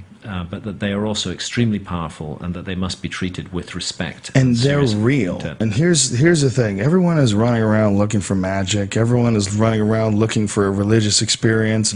You can have that. You really can. It is a real thing. It doesn't care whether you believe in it or don't believe in it. It's not dogmatic. It is a legit thing. Oh, yeah. And if you take it, you'll have an experience that you cannot believe is real and available. You cannot believe that it's so easy that you drink this substance and all of a sudden you literally enter into some different dimension. Yeah, that's right. It is real, and that's why it's really not a matter for intellectual speculation. Yeah. It's a direct experience that one can have, and then what you make of the experience is really what matters. It's almost like the people who ridicule it. You're like, when people mock mushrooms, like I've even talked to Michio Kaku, who's this amazing physicist and this really brilliant guy, and I was on the Opie and Anthony show, and I asked him, "Have you ever done mushrooms?" And he said like I was a fool. He was acting like I was a fool, like I was a silly person. No, I need my mind to be intact and all this stuff so I can work on physics. And since he's never done mushrooms, how can he know what it does to his mind? This is prejudice at work. I'm like, my God, man, what if it was real? If it was real, would you trust me? Would you, if I told you that there was some real thing and you take it and you're going to be in communication with some insanely wise entity from some parallel or constantly surrounding you dimension, would you just try? Would you just try it?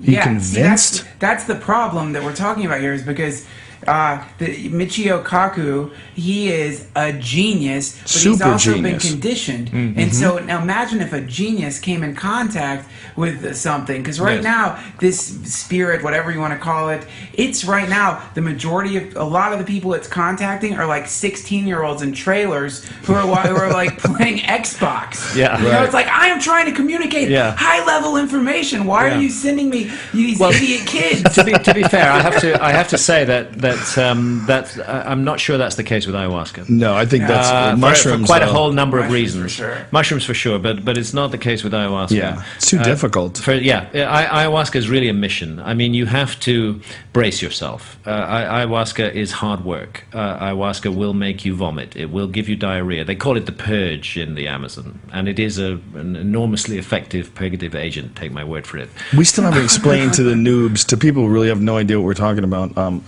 what ayahuasca is an orally active version of DMT, and that these amazing people from how far does it date back? How many thousands There's of proved years? archaeological evidence for the use of ayahuasca going back more than 4,000 years in the Amazon. And so somehow or another, 4,000 years ago, out of hundreds of thousands of different plants, right? They figured out to combine the vine of one with the leaves of another, and Sophisticated piece of chemistry that they're doing. Explain to people what it is. So the ayahuasca consists of 3 ingredients. One of them is water, the medium in which it's brewed, and the other 2 are a leaf. That leaf is from a plant called Psychotria viridis, is the botanical name. They call it chacruna in the Amazon. And that leaf contains pharmacologically pure dimethyltryptamine. It contains DMT. Which your own body makes. Which your own body makes. And with DMT you have a problem, because DMT is not orally active. And the reason that DMT is not orally active is that we have an enzyme in our stomachs called monoamine oxidase. And monoamine oxidase switches off DMT on contact. What they did in the Amazon jungle was that they found out of, actually, you're right, there's 150,000 different species of plants and trees in the Amazon. Oh my God. They found the one other that contains a monoamine oxidase inhibitor. Jesus. That's what the vine contains. The vine actually does not contain the psychedelic ingredient. It contains the ingredient that allows the psychedelic to become orally active. So do you think they just ate the 2 of them at the same time once and had some crazy experience and went, whoa, write this down? When I've asked shamans about this, they all say the same thing. The spirits taught our ancestors to do this. When these guys are getting blasted on ayahuasca for decades upon decades, though, do you think they can really recall exactly how they learned all this? Well, no, they didn't learn it in their lifetimes, because it was already old knowledge to them. They're speaking of their ancestors. And they literally say that the plant spoke to them, right? They say the plant told them spoke how to to do it. and reached out to them and said, put this together. And it had to be it had to be at least as recent as they figured out how to harness fire. Yeah, and make buckets. You need to cook it. So you need a metal, correct? Like you need a pot? No, you could. What kind of pot do you cook it in? You can use ceramic and cook it in that? You could use ceramic, yeah. So it could predate metal. Yeah, definitely predates metal. Definitely predates metal. Yeah, no doubt about that. It's an amazing thing that they've combined. Do you think that it's not orally active because it's in so many different plants, that if it was, that people would just be eating it and getting high on DMT all the time? Could be so. Nature is our friend in these matters. Nature looks after us, and that may be the case, that it's not so widely distributed. The mystery is that it is present in quite a lot, actually, and that mixed with a monoamine oxidase inhibitor, you end up with an orally active substance. And would that work if you wanted to? And I of course 100% agree with you that you should go to a shaman if you're going to do this experience. But if you did have that leaf that you were talking about and just a classic MAO inhibitor, whatever it was, and you took that and ate the leaf, would you then have the experience? You would. It's very dangerous, though. Yeah, it's a kind of dodgy thing to do. You would have, but there are what they call ayahuasca analogs, which and even pharmahuasca is being spoken of now, which does precisely that, which uses a pharmacological MOAI, with DMT. Right. I think personally we don't need to go there, because nature has provided us with this beautiful and incredible possibility in the ayahuasca brew, in these 2 different plants. Interestingly, it's not impossible to drink ayahuasca legally in the United States, because the battle is already being fought here. In Brazil, the ayahuasca shamanism has come out of the jungle and into the cities, and it's taken form of several what you would call syncretic churches, which are mixing elements of Christianity with elements of traditional shamanism. So the best known are the Santo Daime and the Unia de Vegetal, which both use ayahuasca as their sacrament. I've sat down with the Unia de Vegetal group in Brazil and drunk ayahuasca. They were the most charming, thorough, professional, hardworking people I could ever have hoped to meet. They bring their children to the sessions. They start their children on ayahuasca at the age of 14. They have a completely different view of psychedelics to the view that we have. They believe that it's a really helpful and important experience for humanity to have this. And fortunately, the government of Brazil agrees with them, and it doesn't persecute them for doing this. So they have formed established churches. And those churches have members in the United States. And I think it started in New Mexico. The matter was taken up to the Supreme Court, and the Supreme Court said, yes, if you're a member of the Union de Vegetal, you can drink ayahuasca legally. Now, that actually, for somebody who wants to work with ayahuasca, is something that I would recommend. I personally I'm not drawn to established churches of any kind. I believe that spirituality doesn't require a church and a hierarchy. But the fact is that the Union de Vegetal and the Santo Daime both know what they're doing with ayahuasca. They absolutely know what they're doing, and they are present in the United States, and they are drinking ayahuasca legally in the United States. Strassman told me he met with them in New Mexico, and he said they're all wearing outfits and they're drinking ayahuasca and singing songs about Jesus. And he's like, they're on these really, really strong ayahuasca trips, and they're singing songs about Jesus. And he was like, what the fuck are you people doing down here? It's such a strange hybrid of things. It's a very strange, it's a Trojan horse for ayahuasca. Hybrid. I mean, interestingly enough, if we separate Christ off from the monstrous bureaucracy called the church, you do find an interesting spiritual teacher at work, and I suspect through ayahuasca they're getting closer to the true spiritual teachings, and more important, ayahuasca is not mediated by a priesthood. Ayahuasca is your own direct experience of the spirit realm. That's really important. Whereas in most mainstream religions, the priesthood is telling you what to think. They are the intermediary between us and the divine. In the case of ayahuasca, the brew is the intermediary, and it plugs us straight into the divine. That sounds like a badass church to join. I used to love taking acid in college and reading the New Testament. That was one of my favorite things, is getting really, really high, tripping, and then reading the Gospels, because it is a very, very psychedelic text. The book of John, it's almost when you're it's hard enough to read when you're sober. But when you're tripping, in the beginning was the Word, and the Word was made flesh, or it's just this, what is that? Yeah. Then you start thinking, someone wrote this. Like, this wasn't, someone really meant this when they wrote it. And then you're like, what did they mean? Ago. Yeah, a long time. And it's very, very trippy. So I can totally understand how being on ayahuasca, from what you described the experience as, and mixing that with Christ symbols could be pretty amazing. Well, along the line of with McKenna thought, you're familiar with John Marco Allegro's work and the whole idea of the Dead Sea Scrolls? The second mushroom and the cross, yeah, very much so. And again, this is another thing that has been erased from history. But the fact of the matter is that if you go into early Christianity, what you find is a mushroom cult. No doubt about it whatsoever.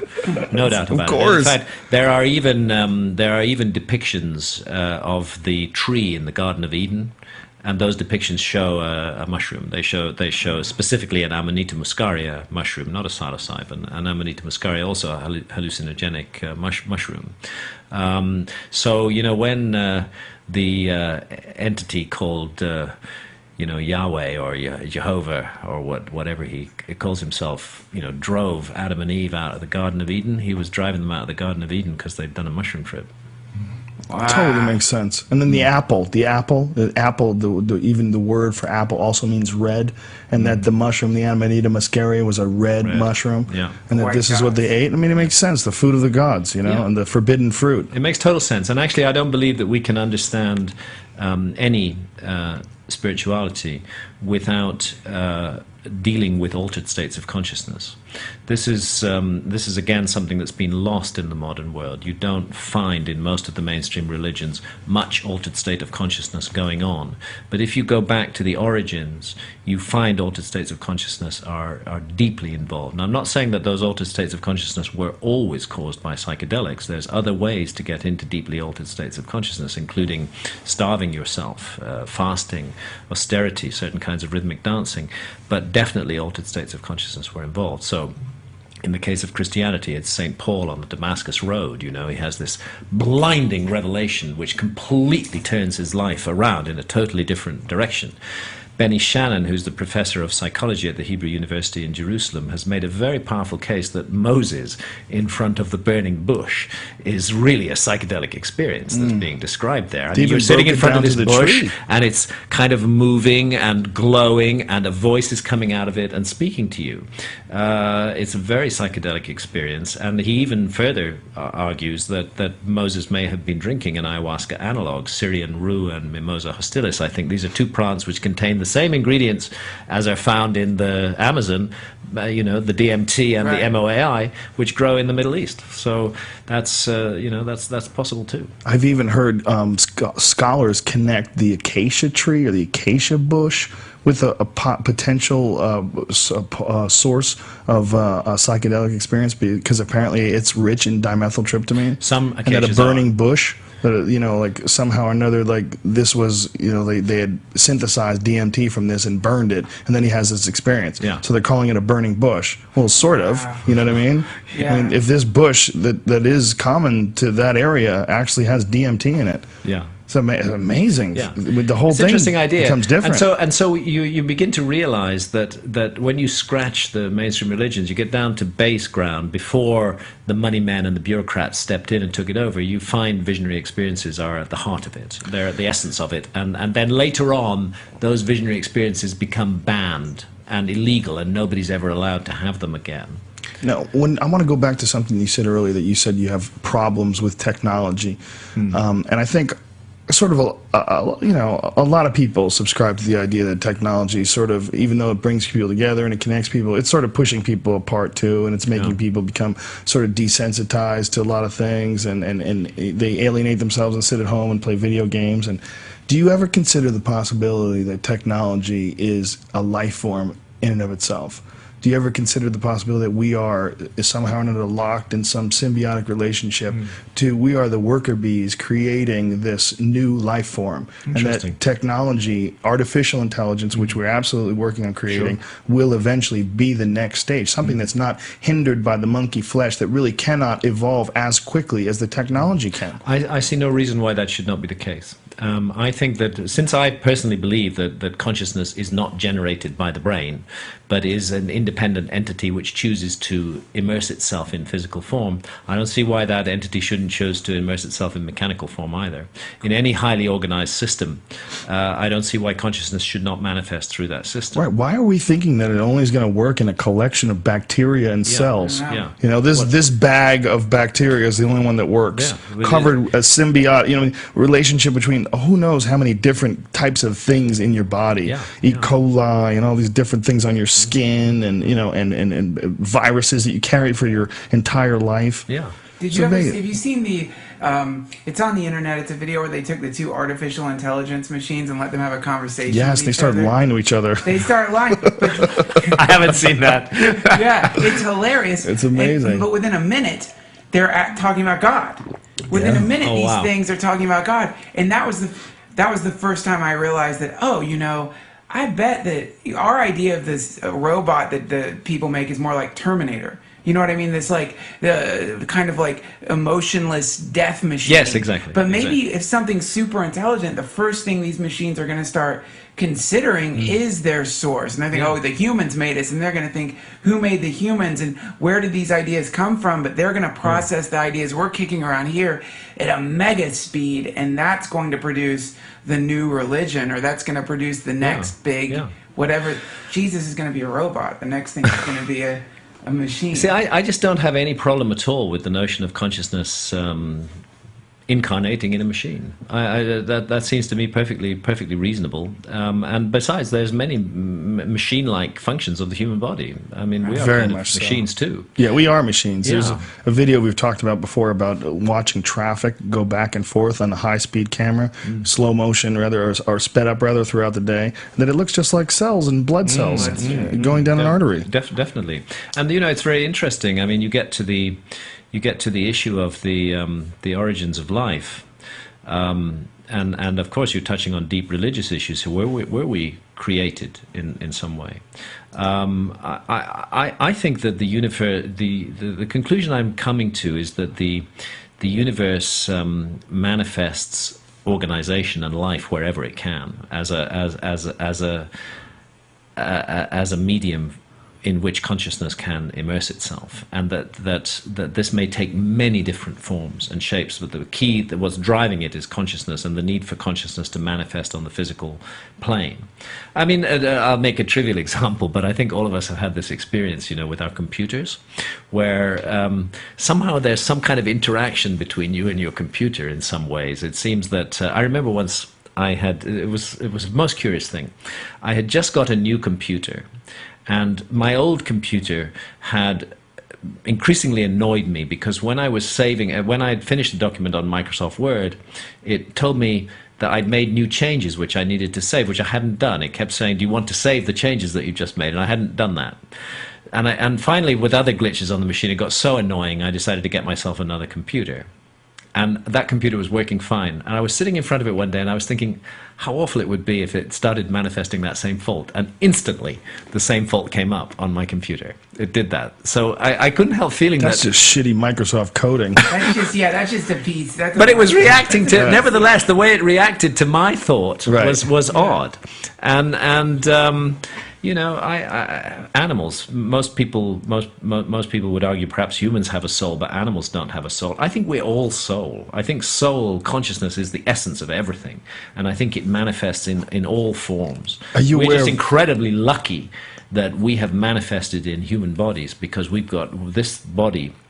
With its equipment is an incredible opportunity for learning and growing and developing, and we've got much better opportunity to learn and grow and develop than a fruit fly or a cockroach does. Have you ever looked in any of Rupert Sheldrake's work? Where Yes, he talks I know about Rupert, remarkable man. Fascinating work, and the idea that everything has some sort of memory to it. Yes, yeah, and perhaps even a consciousness to it. Yeah, that's the morphogenetic field. Yeah, that's right. That's right, and he's doing really good science on really metaphysical subjects right now. One of the few people who's doing that. So he's looked at phenomena like the sense of being stared at. People know when they're being stared at, even when they can't see the person who's staring at them, and the phenomenon of animals knowing when their master is going to come home, even when the master himself doesn't quite know yet.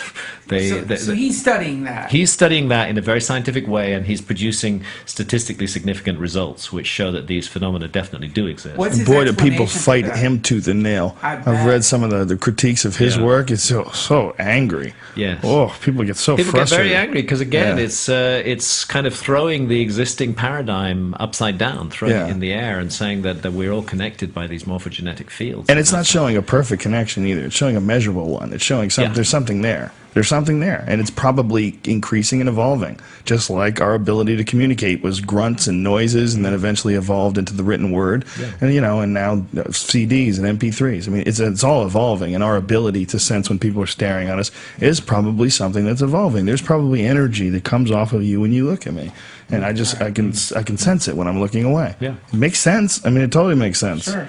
Yeah. It's so strange. It's so strange that these are all things that people so struggle to consider. And that if you do talk about them, and you're a serious guy, but if you talk about them, you run into Kooksville. Oh, yeah. Now all of a sudden you went so deep into Kooksville that you wrote a book about Mars. I did, And this is where you really take a chance. Yeah, I lost a lot of my readers there. Did you? Yes. Really?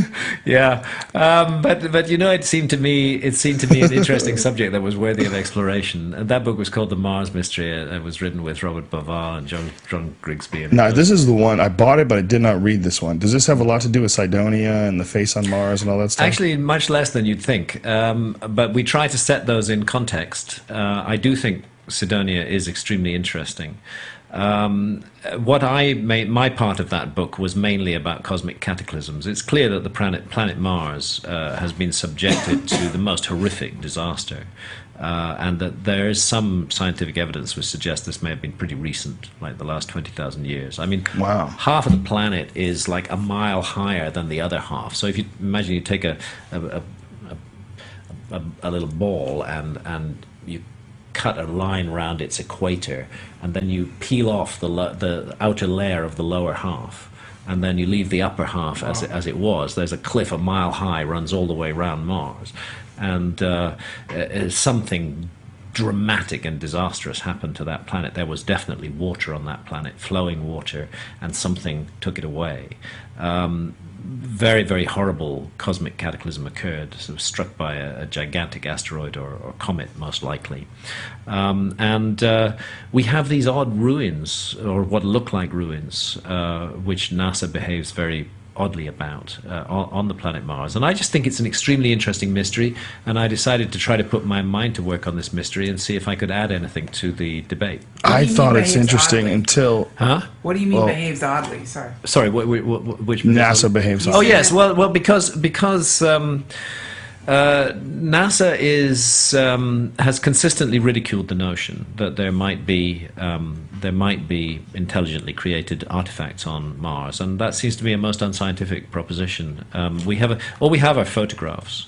And on the basis of those photographs, it's not good to assume that they are monuments or that they are not monuments. We need to keep an open mind. We were talking earlier about the Yonaguni underwater monument. I mean, you can actually bring two geologists to that monument. You can put them in front of it for half an hour, and they'll come away with completely different opinions about what it is. So how can we form really useful opinions on the basis of photography alone? You know who fucks this up? Hoagland. Well, That guy goes too deep. He gets too crazy. What does he Richard say? Hoagland, he's one of the guys who's invested a huge chunk of his life to proving that Cydonia is an artificially created complex, and he makes these giant leaps and these weird connections where he measures like random distances between points, and and shows that they have a direct correlation between distances that can be measured in Egypt and the Giza Plateau. But when you measure you try to follow where he's going, you're like, God, this is just riddled with confirmation bias. It's riddled with this idea that you're trying to find this connection. It's like, yeah, there's some stuff there that looks unusual. The face, the face kind of looks like a mountain to me. But what's odd is the shape of it. It is odd that it's kind of symmetrical. I actually beg to differ. I think that Richard Hoagland's work's important, and I think he's shown great courage in putting his neck on the line. Whether he's right or whether he's wrong, this is a subject that's worthy of exploration. I certainly agree with that, but I don't agree with how he approaches things sometimes. No, he talks sometimes, on but sometimes what happens is you get this polarization when you get extreme academic positions. No, we will not listen to this. We will not believe this. We do not accept any of this. It's total rubbish. Mm-hmm. It tends to make you more extreme on the other side as well. You get you get crazy from the resistance. Yeah, and you need to you need to keep on pushing. So he needs someone behind him giving him a back rub. So settle down, Richard. Let's not get crazy. I'd like to say it's a fucking pyramid. In my opinion, Richard is a good man and a good researcher. I think he's done important work on Mars, and those who put Richard down may be eating their words in 10 or 20 years' time. It's me. I'm ready. I'm ready to eat my words. Listen, I'm a comedian. I'm sorry. I'm a professional shit talker. I can't help it. And there's something to be poked fun at, especially a guy who believes, there's a face on Mars and all that. There's some of the things that I think are very compelling, five-sided pyramids or some other structures. I'm not saying he's right or he's wrong. I'm saying the question needed to be asked, and it needed to be asked forcefully, because it's up against resistance, and it needed to be asked in a way that would engage the public imagination. And when you say what you said earlier, it doesn't seem unreasonable at all. If you say that half of Mars is like literally destroyed a mile lower, well, obviously something cataclysmic happened. And then the absolute proof, they've already found that there's water on Mars and there has been flowing rivers. There's all sorts of evidence of that. Why not structures? Shit, if there's structures here, how amazing would it be if just 50, 60,000 years ago there was a goddamn civilization right up there on Mars, for real, Exactly. and that we were existing at the same time they were existing, and that we had parallel development. And could there be some interaction? This is an interesting question. It's a question worth asking. It's a question, and I'm glad that somebody was prepared to devote half of his life to exploring and investigating, even if he's wrong. I'm glad that he was prepared. It's not even that he's wrong. It's just he goes crazy Art Bell on you. You know, where he absolutely knows, and this has been proven, and you know, you're like, oh. Like I say, it's the I hear you. polarization effect. It totally makes sense. I mean, I would imagine it's got to be incredibly difficult to be taken seriously with any of this stuff. And you have shown incredible bravery in putting forth all this stuff. Because I've taken a lot of shit for this. I'm sure you have, man. A lot. I mean, the worst was really being set up by the BBC in 1999. I saw that. I was going to bring that up if it came up. I mean, that, in a way, I suppose it's a kind of oblique honor that BBC Horizon, which is their flagship science program, chose to spend $750,000 destroying my reputation. But that's what happened. Now, 6 weeks before I heard from them, I got a call from a friend in television, and he said, "Graham, you're going to get a call from Horizon, and they're going to ask you to appear in interview on a show about you, and here's my advice: say no. They're going to stitch you up. The whole thing is intended from the beginning as an operation to destroy you. What's the motivation? And you will not get a fair hearing." And he said the best thing you could do is just not do that show. So when they rang me up, I immediately said yes. What was their motivation for destroying you? Well, the motivation was clear, and I learnt about this afterwards, which was a group of academics from various universities in Britain had written to the BBC and said, this man Hancock is leading our students to question our archaeology, and he's totally irresponsible, and he's just writing popular books for the public, but he's having such an impact, he needs to be stopped. And we need a program about him which really shows how full of shit he is, basically. That's what we've done. So, and that was the agenda of the program from the beginning, was not to give a fair hearing to the ideas that I'd explored, but to demonstrate that I was full of shit. And it was very difficult to get any kind of fairness in that situation, especially when in the cutting room dirty tricks were played. And that's why Robert Baval was also on that program with me, and he and I took the BBC to the Broadcasting Standards Commission, and it was the first time in 35 years of broadcasting of Horizon that they were found at fault. They were found to have produced an unfair program. We listed 10 points of unfairness. Only one of them was accepted as unfair by the Broadcasting Commission. Nevertheless, it was the first time in the history of that program that they were actually found to have been deliberately unfair. Do they have to make a retraction? And they were obliged to re-edit the program and produce a second version of it, which was fairer in quite a number of ways. I actually think that the other 9 points we raised were right as well, but the 10th one was the one that we really caught them out on. What was that on? John, well, this was to do with the Orion correlation and the fact that they had not presented our side of the story. They'd simply presented the academic side of the story, and they had not allowed us to answer. This was unfair. So the impression was created that we had no answer to this objection. I saw the documentary, or whatever you want to call it. Yeah. It was horrible. It was a real attack piece. But then I also read your response to it, which really kind of covered every single area that they... Yeah. And then you read your response, you go, oh... Wow. Yeah. I mean, it's really amazing that they were able to put together that sort of a biased bullshit piece on you. But my response, was read by a tiny fraction of the people who actually saw the show. And that show actually did have a devastating effect on me. Still to this day, somebody put it on my message board. When I said that you were going to be on the podcast, when it was being discussed, somebody put it on the message board. But luckily someone else had your response to it, and then it was bantered back and it was forth. interesting. John West actually pointed out at the time, because he wrote a letter to the BBC too. The BBC were, they were trying to say, oh well, only one of the 10 points was unfair, so that's not too bad. And the point John West made was, no, that's the only point that you were able to really get caught out on. It's like they caught Al Capone out on tax evasion, but it doesn't mean he was innocent of all the other things he was accused of.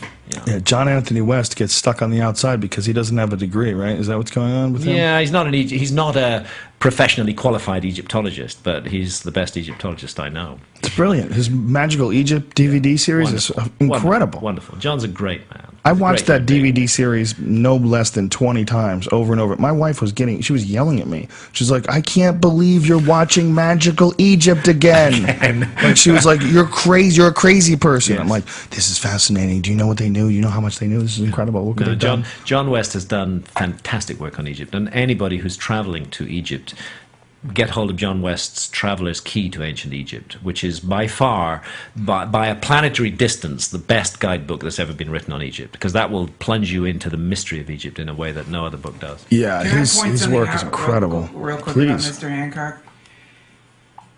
You go and do ayahuasca ceremonies in the Amazon and deep sea diving in dangerous ruins. He's the real Indiana Jones, man. That's what I was gonna say. Yeah. This is Indiana Jones. This For is real. Close. Like you're a prime candidate for someone who's probably going to get sucked into some kind of vortex or something. Yeah. You might just vanish sometime. It that might might- just happen. It is an That might incredible happen, yeah. resume when you think about it. The fact that the description of those dives, man, It's about the amazing. current. But the BBC thing, the reason I bring that up is because it's not as though you're just studying foggy pictures or you're just looking at or reading information and then coming up with some idea. You're down under the water looking at this stuff firsthand. I've walked Yeah. the walk. I've walked the walk. I've put my life on the line, and I've made an honest and sincere attempt to provide some balance to the grotesquely imbalanced picture of our history that is presented by mainstream archaeology. This is what I fundamentally see my role as being. You know, I'm portrayed by the BBC as this person, you know, who's selling these wild theories to the public through, I don't know, some kind of glib magic. But actually what I see myself as is somebody who's saying, hang on, there might have been another way. Things could have been different. The way that we're being told things were, there's enough problems with that to raise some questions. And I'm going to look at those questions and I'm going to document them and examine them and let's see what they come to. I do not insist that there was a lost civilization. I think it's highly probable. I think it has been missed by the mainstream. And so what I tried to do was provide balance to a very biased picture. Rather than try to completely overthrow the picture, I'm simply trying to balance it. And that's never been seen. And I feel in that area I was treated very unfairly. But hey, the BBC Horizon experience was a really good learning experience for me. I needed my ego taking down a peg or two. and A psychedelic experience in and of itself, right? in and of itself, yeah. You know, so I was ready for ayahuasca to kick me up the ass. Well, thank you very much for joining us, man. I can't thank you enough. This was such a huge treat for me. It's like I said, your book, The Fingerprints of the Gods, really just changed the way I looked at everything. Changed the way I looked at human history. Changed the way I looked at the academic study of human history and what people are willing to to believe and not believe, and how much they're willing to throw everything that they've learned aside or push it aside, or everything that they're teaching. It's amazing. It's amazing work. For people that are skeptical, you need to just look at some of the photographs. Look at some of the Baalbek. Is that what it's called? Baalbek in Lebanon, Yeah, 1,000-ton megaliths. You just tons. need to see them. It doesn't even. How tall are they? They're like insanely tall, like 10 feet tall, and Oh no, much more than that. The huge megalith in Baalbek's going to be 100 feet long. 100 feet long, one stone. One stone. And where was it cut from? Weighs more than 1,000 tons. Not far. That was quarried quite locally. But 1,000 tons, you know, come on. And what is the explanation, the academic explanation for that? They say that temple was built by the Romans as a temple of Jupiter, and that the Romans moved those big stones. I would say that what happened was that a much older culture created that big stone structure, and that on top of it, the Romans built the temple of Jupiter. So 10,000 plus years ago, something happened. I believe so.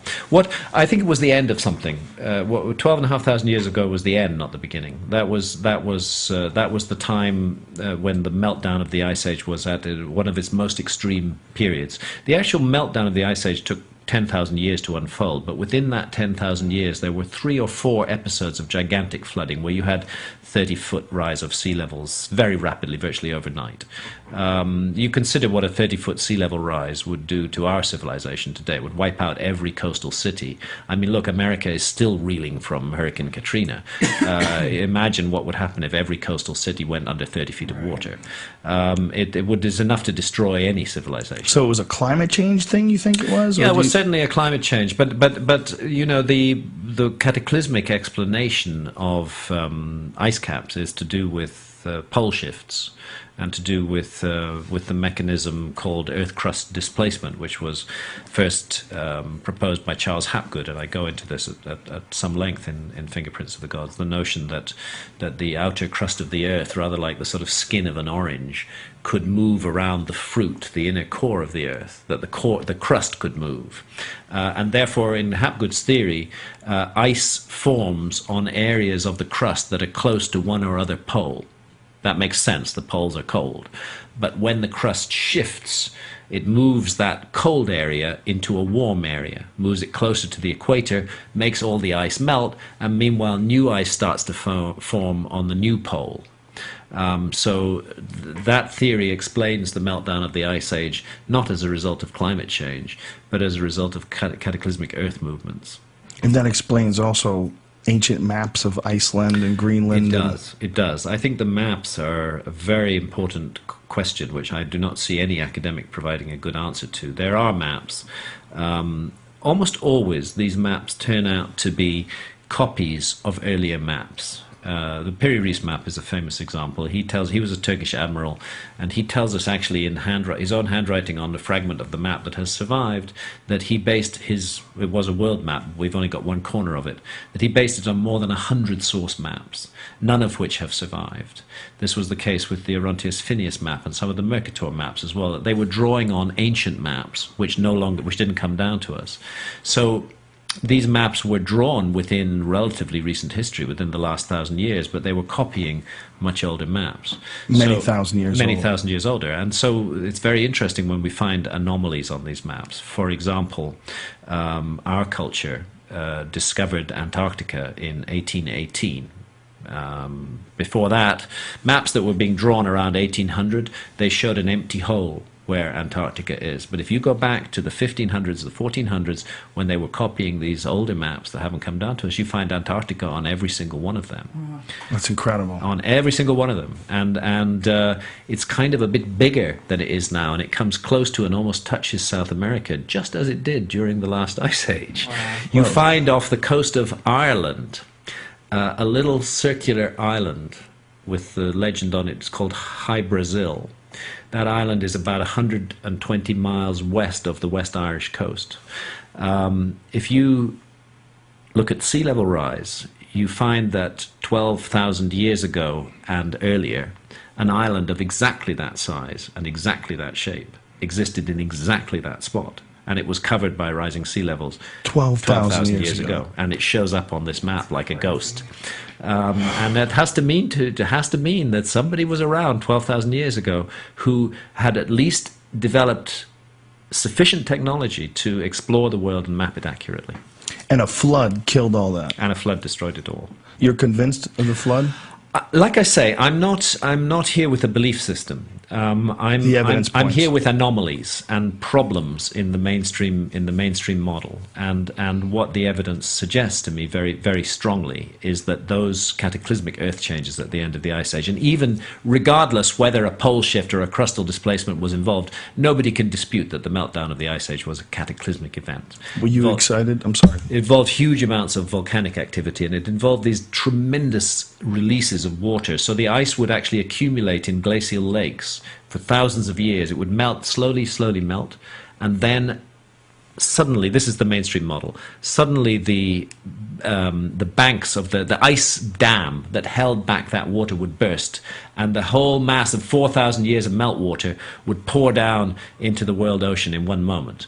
And the water descending from the top of the ice cap would reach speeds of 600 miles an hour, and it were a wave height of close to 1,000 feet. It then tears across the landscape that lies below the ice cap. And you see this still, the scablands of New Jersey, the Finger Lakes of New York State. These are the results of those massive outburst floods that then tear across the land and then pour into the water, and whoosh, up goes sea level. Whoa. Wow. Holy shit. Could you imagine a 1,000-foot high wave just tearing across the entire continent? It happened. It definitely happened. It definitely happened. Mainstream science is not in disagreement on that. How excited were you about the discovery of Atlantis? Do you buy into that 100%? Well, Atlantis for me is one of thousands of traditions about a high episode of human civilization in remote antiquity, destroyed when that civilization angered the gods. That is a universal story. It's told everywhere. And the Atlantis story is better understood as part of that worldwide tradition rather than viewed in isolation. It's very interesting. The Atlantis story comes to us from the Greek philosopher Plato. He is the earliest source of the Atlantis myth, if it's a myth. And he sets out information about Atlantis in two of his dialogues, the Timaeus and the Critias.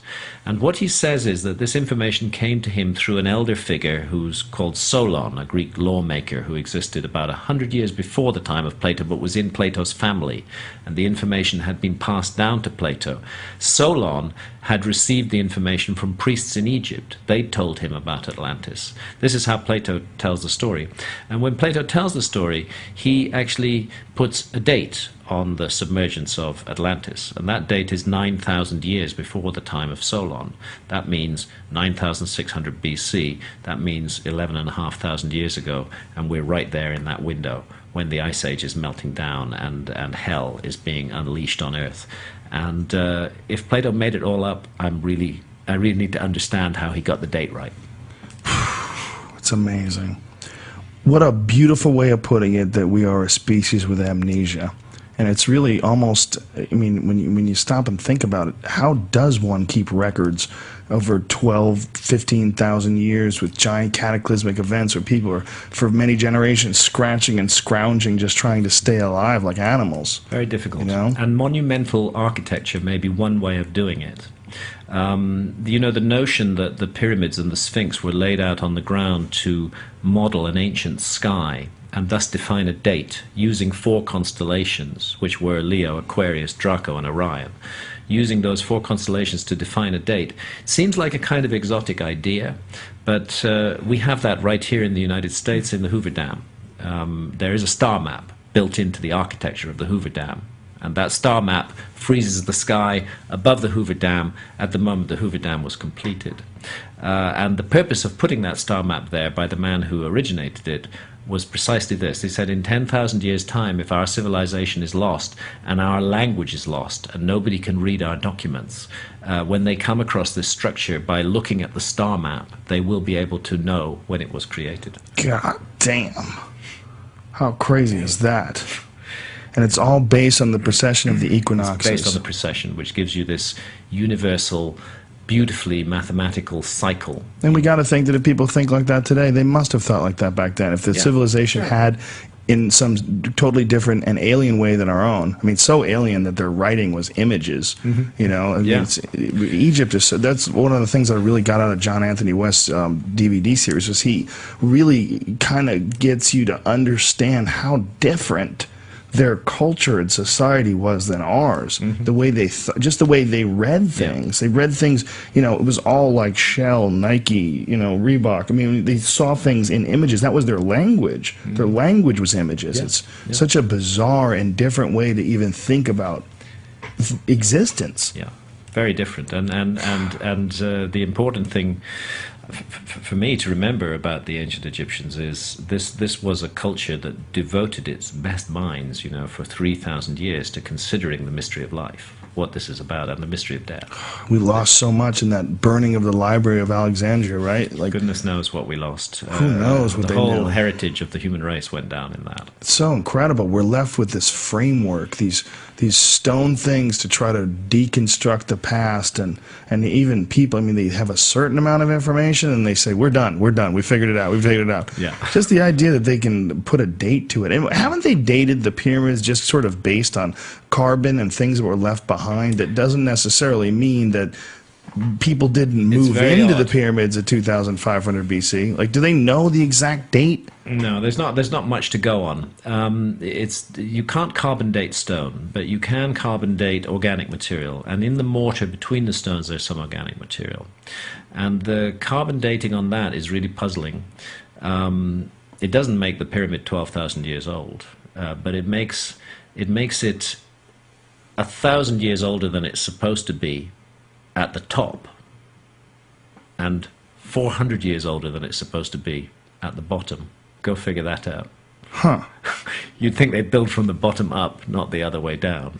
And this says nothing about the core structure of the pyramid. It only says about the outer facade. How does that work? I don't think we can take the pyramid away entirely from the ancient Egyptians. The ancient Egyptians were massively involved in the pyramid project. But I think the pyramid project is one of those two-phase projects. And the view I put forward is that the original site was laid out around 10,500 BC by the survivors of a lost civilization. The subterranean aspects of the Great Pyramid, specifically the subterranean chamber, was created at that time.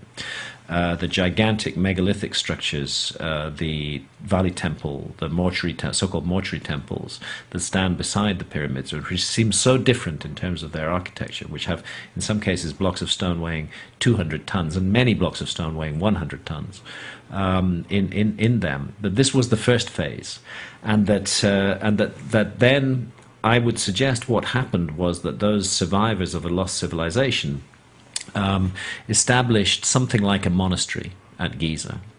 And they then started to recruit from the local population, so that within a generation or two, they were all Egyptians anyway, but they were trained in a system of knowledge, and that they kept that system of knowledge close and tight and passed it down for thousands of years. The idea of knowledge being transmitted for 4,000 years is actually not too difficult to take. It's already happened. We've had that. We have that with some of our existing religions, which go back close to 4,000 years. There's no reason why it shouldn't have happened. And then at a certain point, this monastic institution switched Egyptian civilization on with all the high knowledge that they had preserved, and that's why it's so perfect at the beginning. And no one else was able to do that at that time anywhere else in the world? Not in the way the Egyptians did.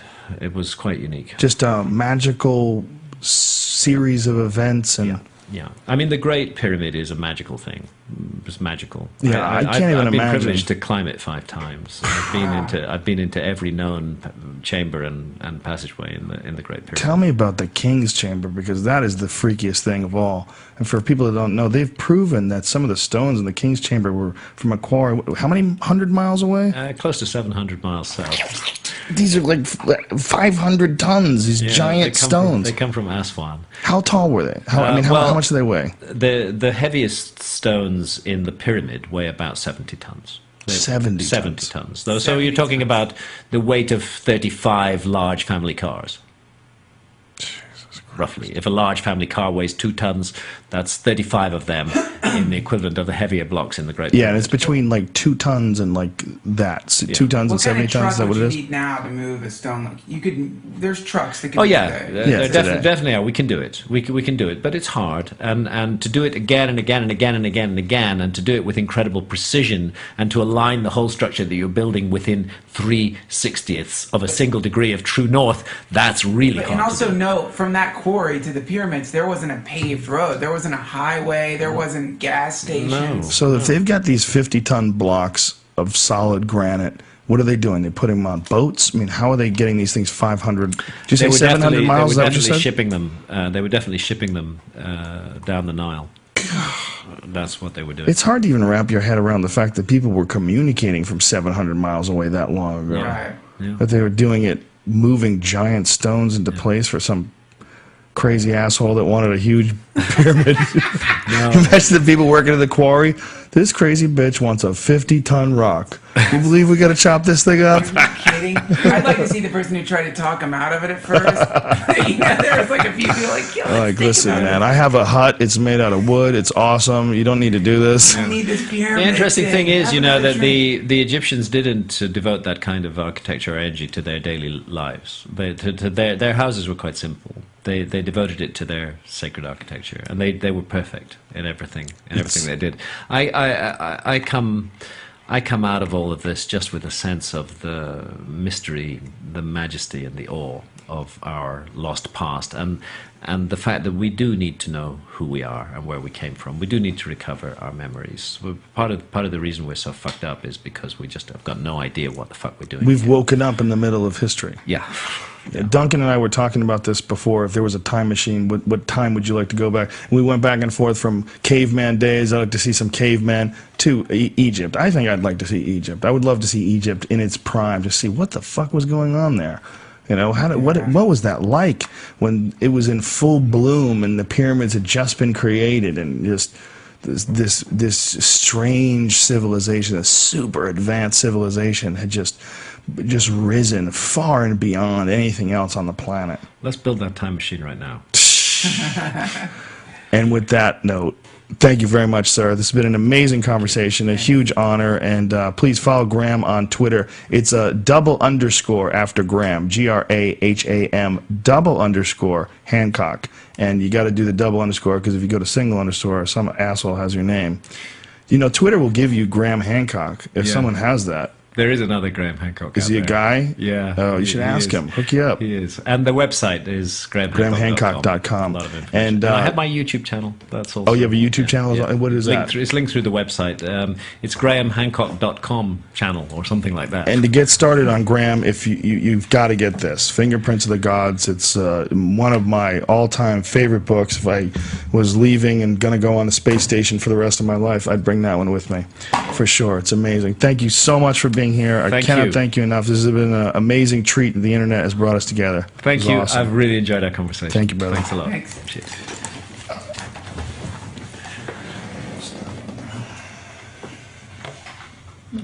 Beautiful.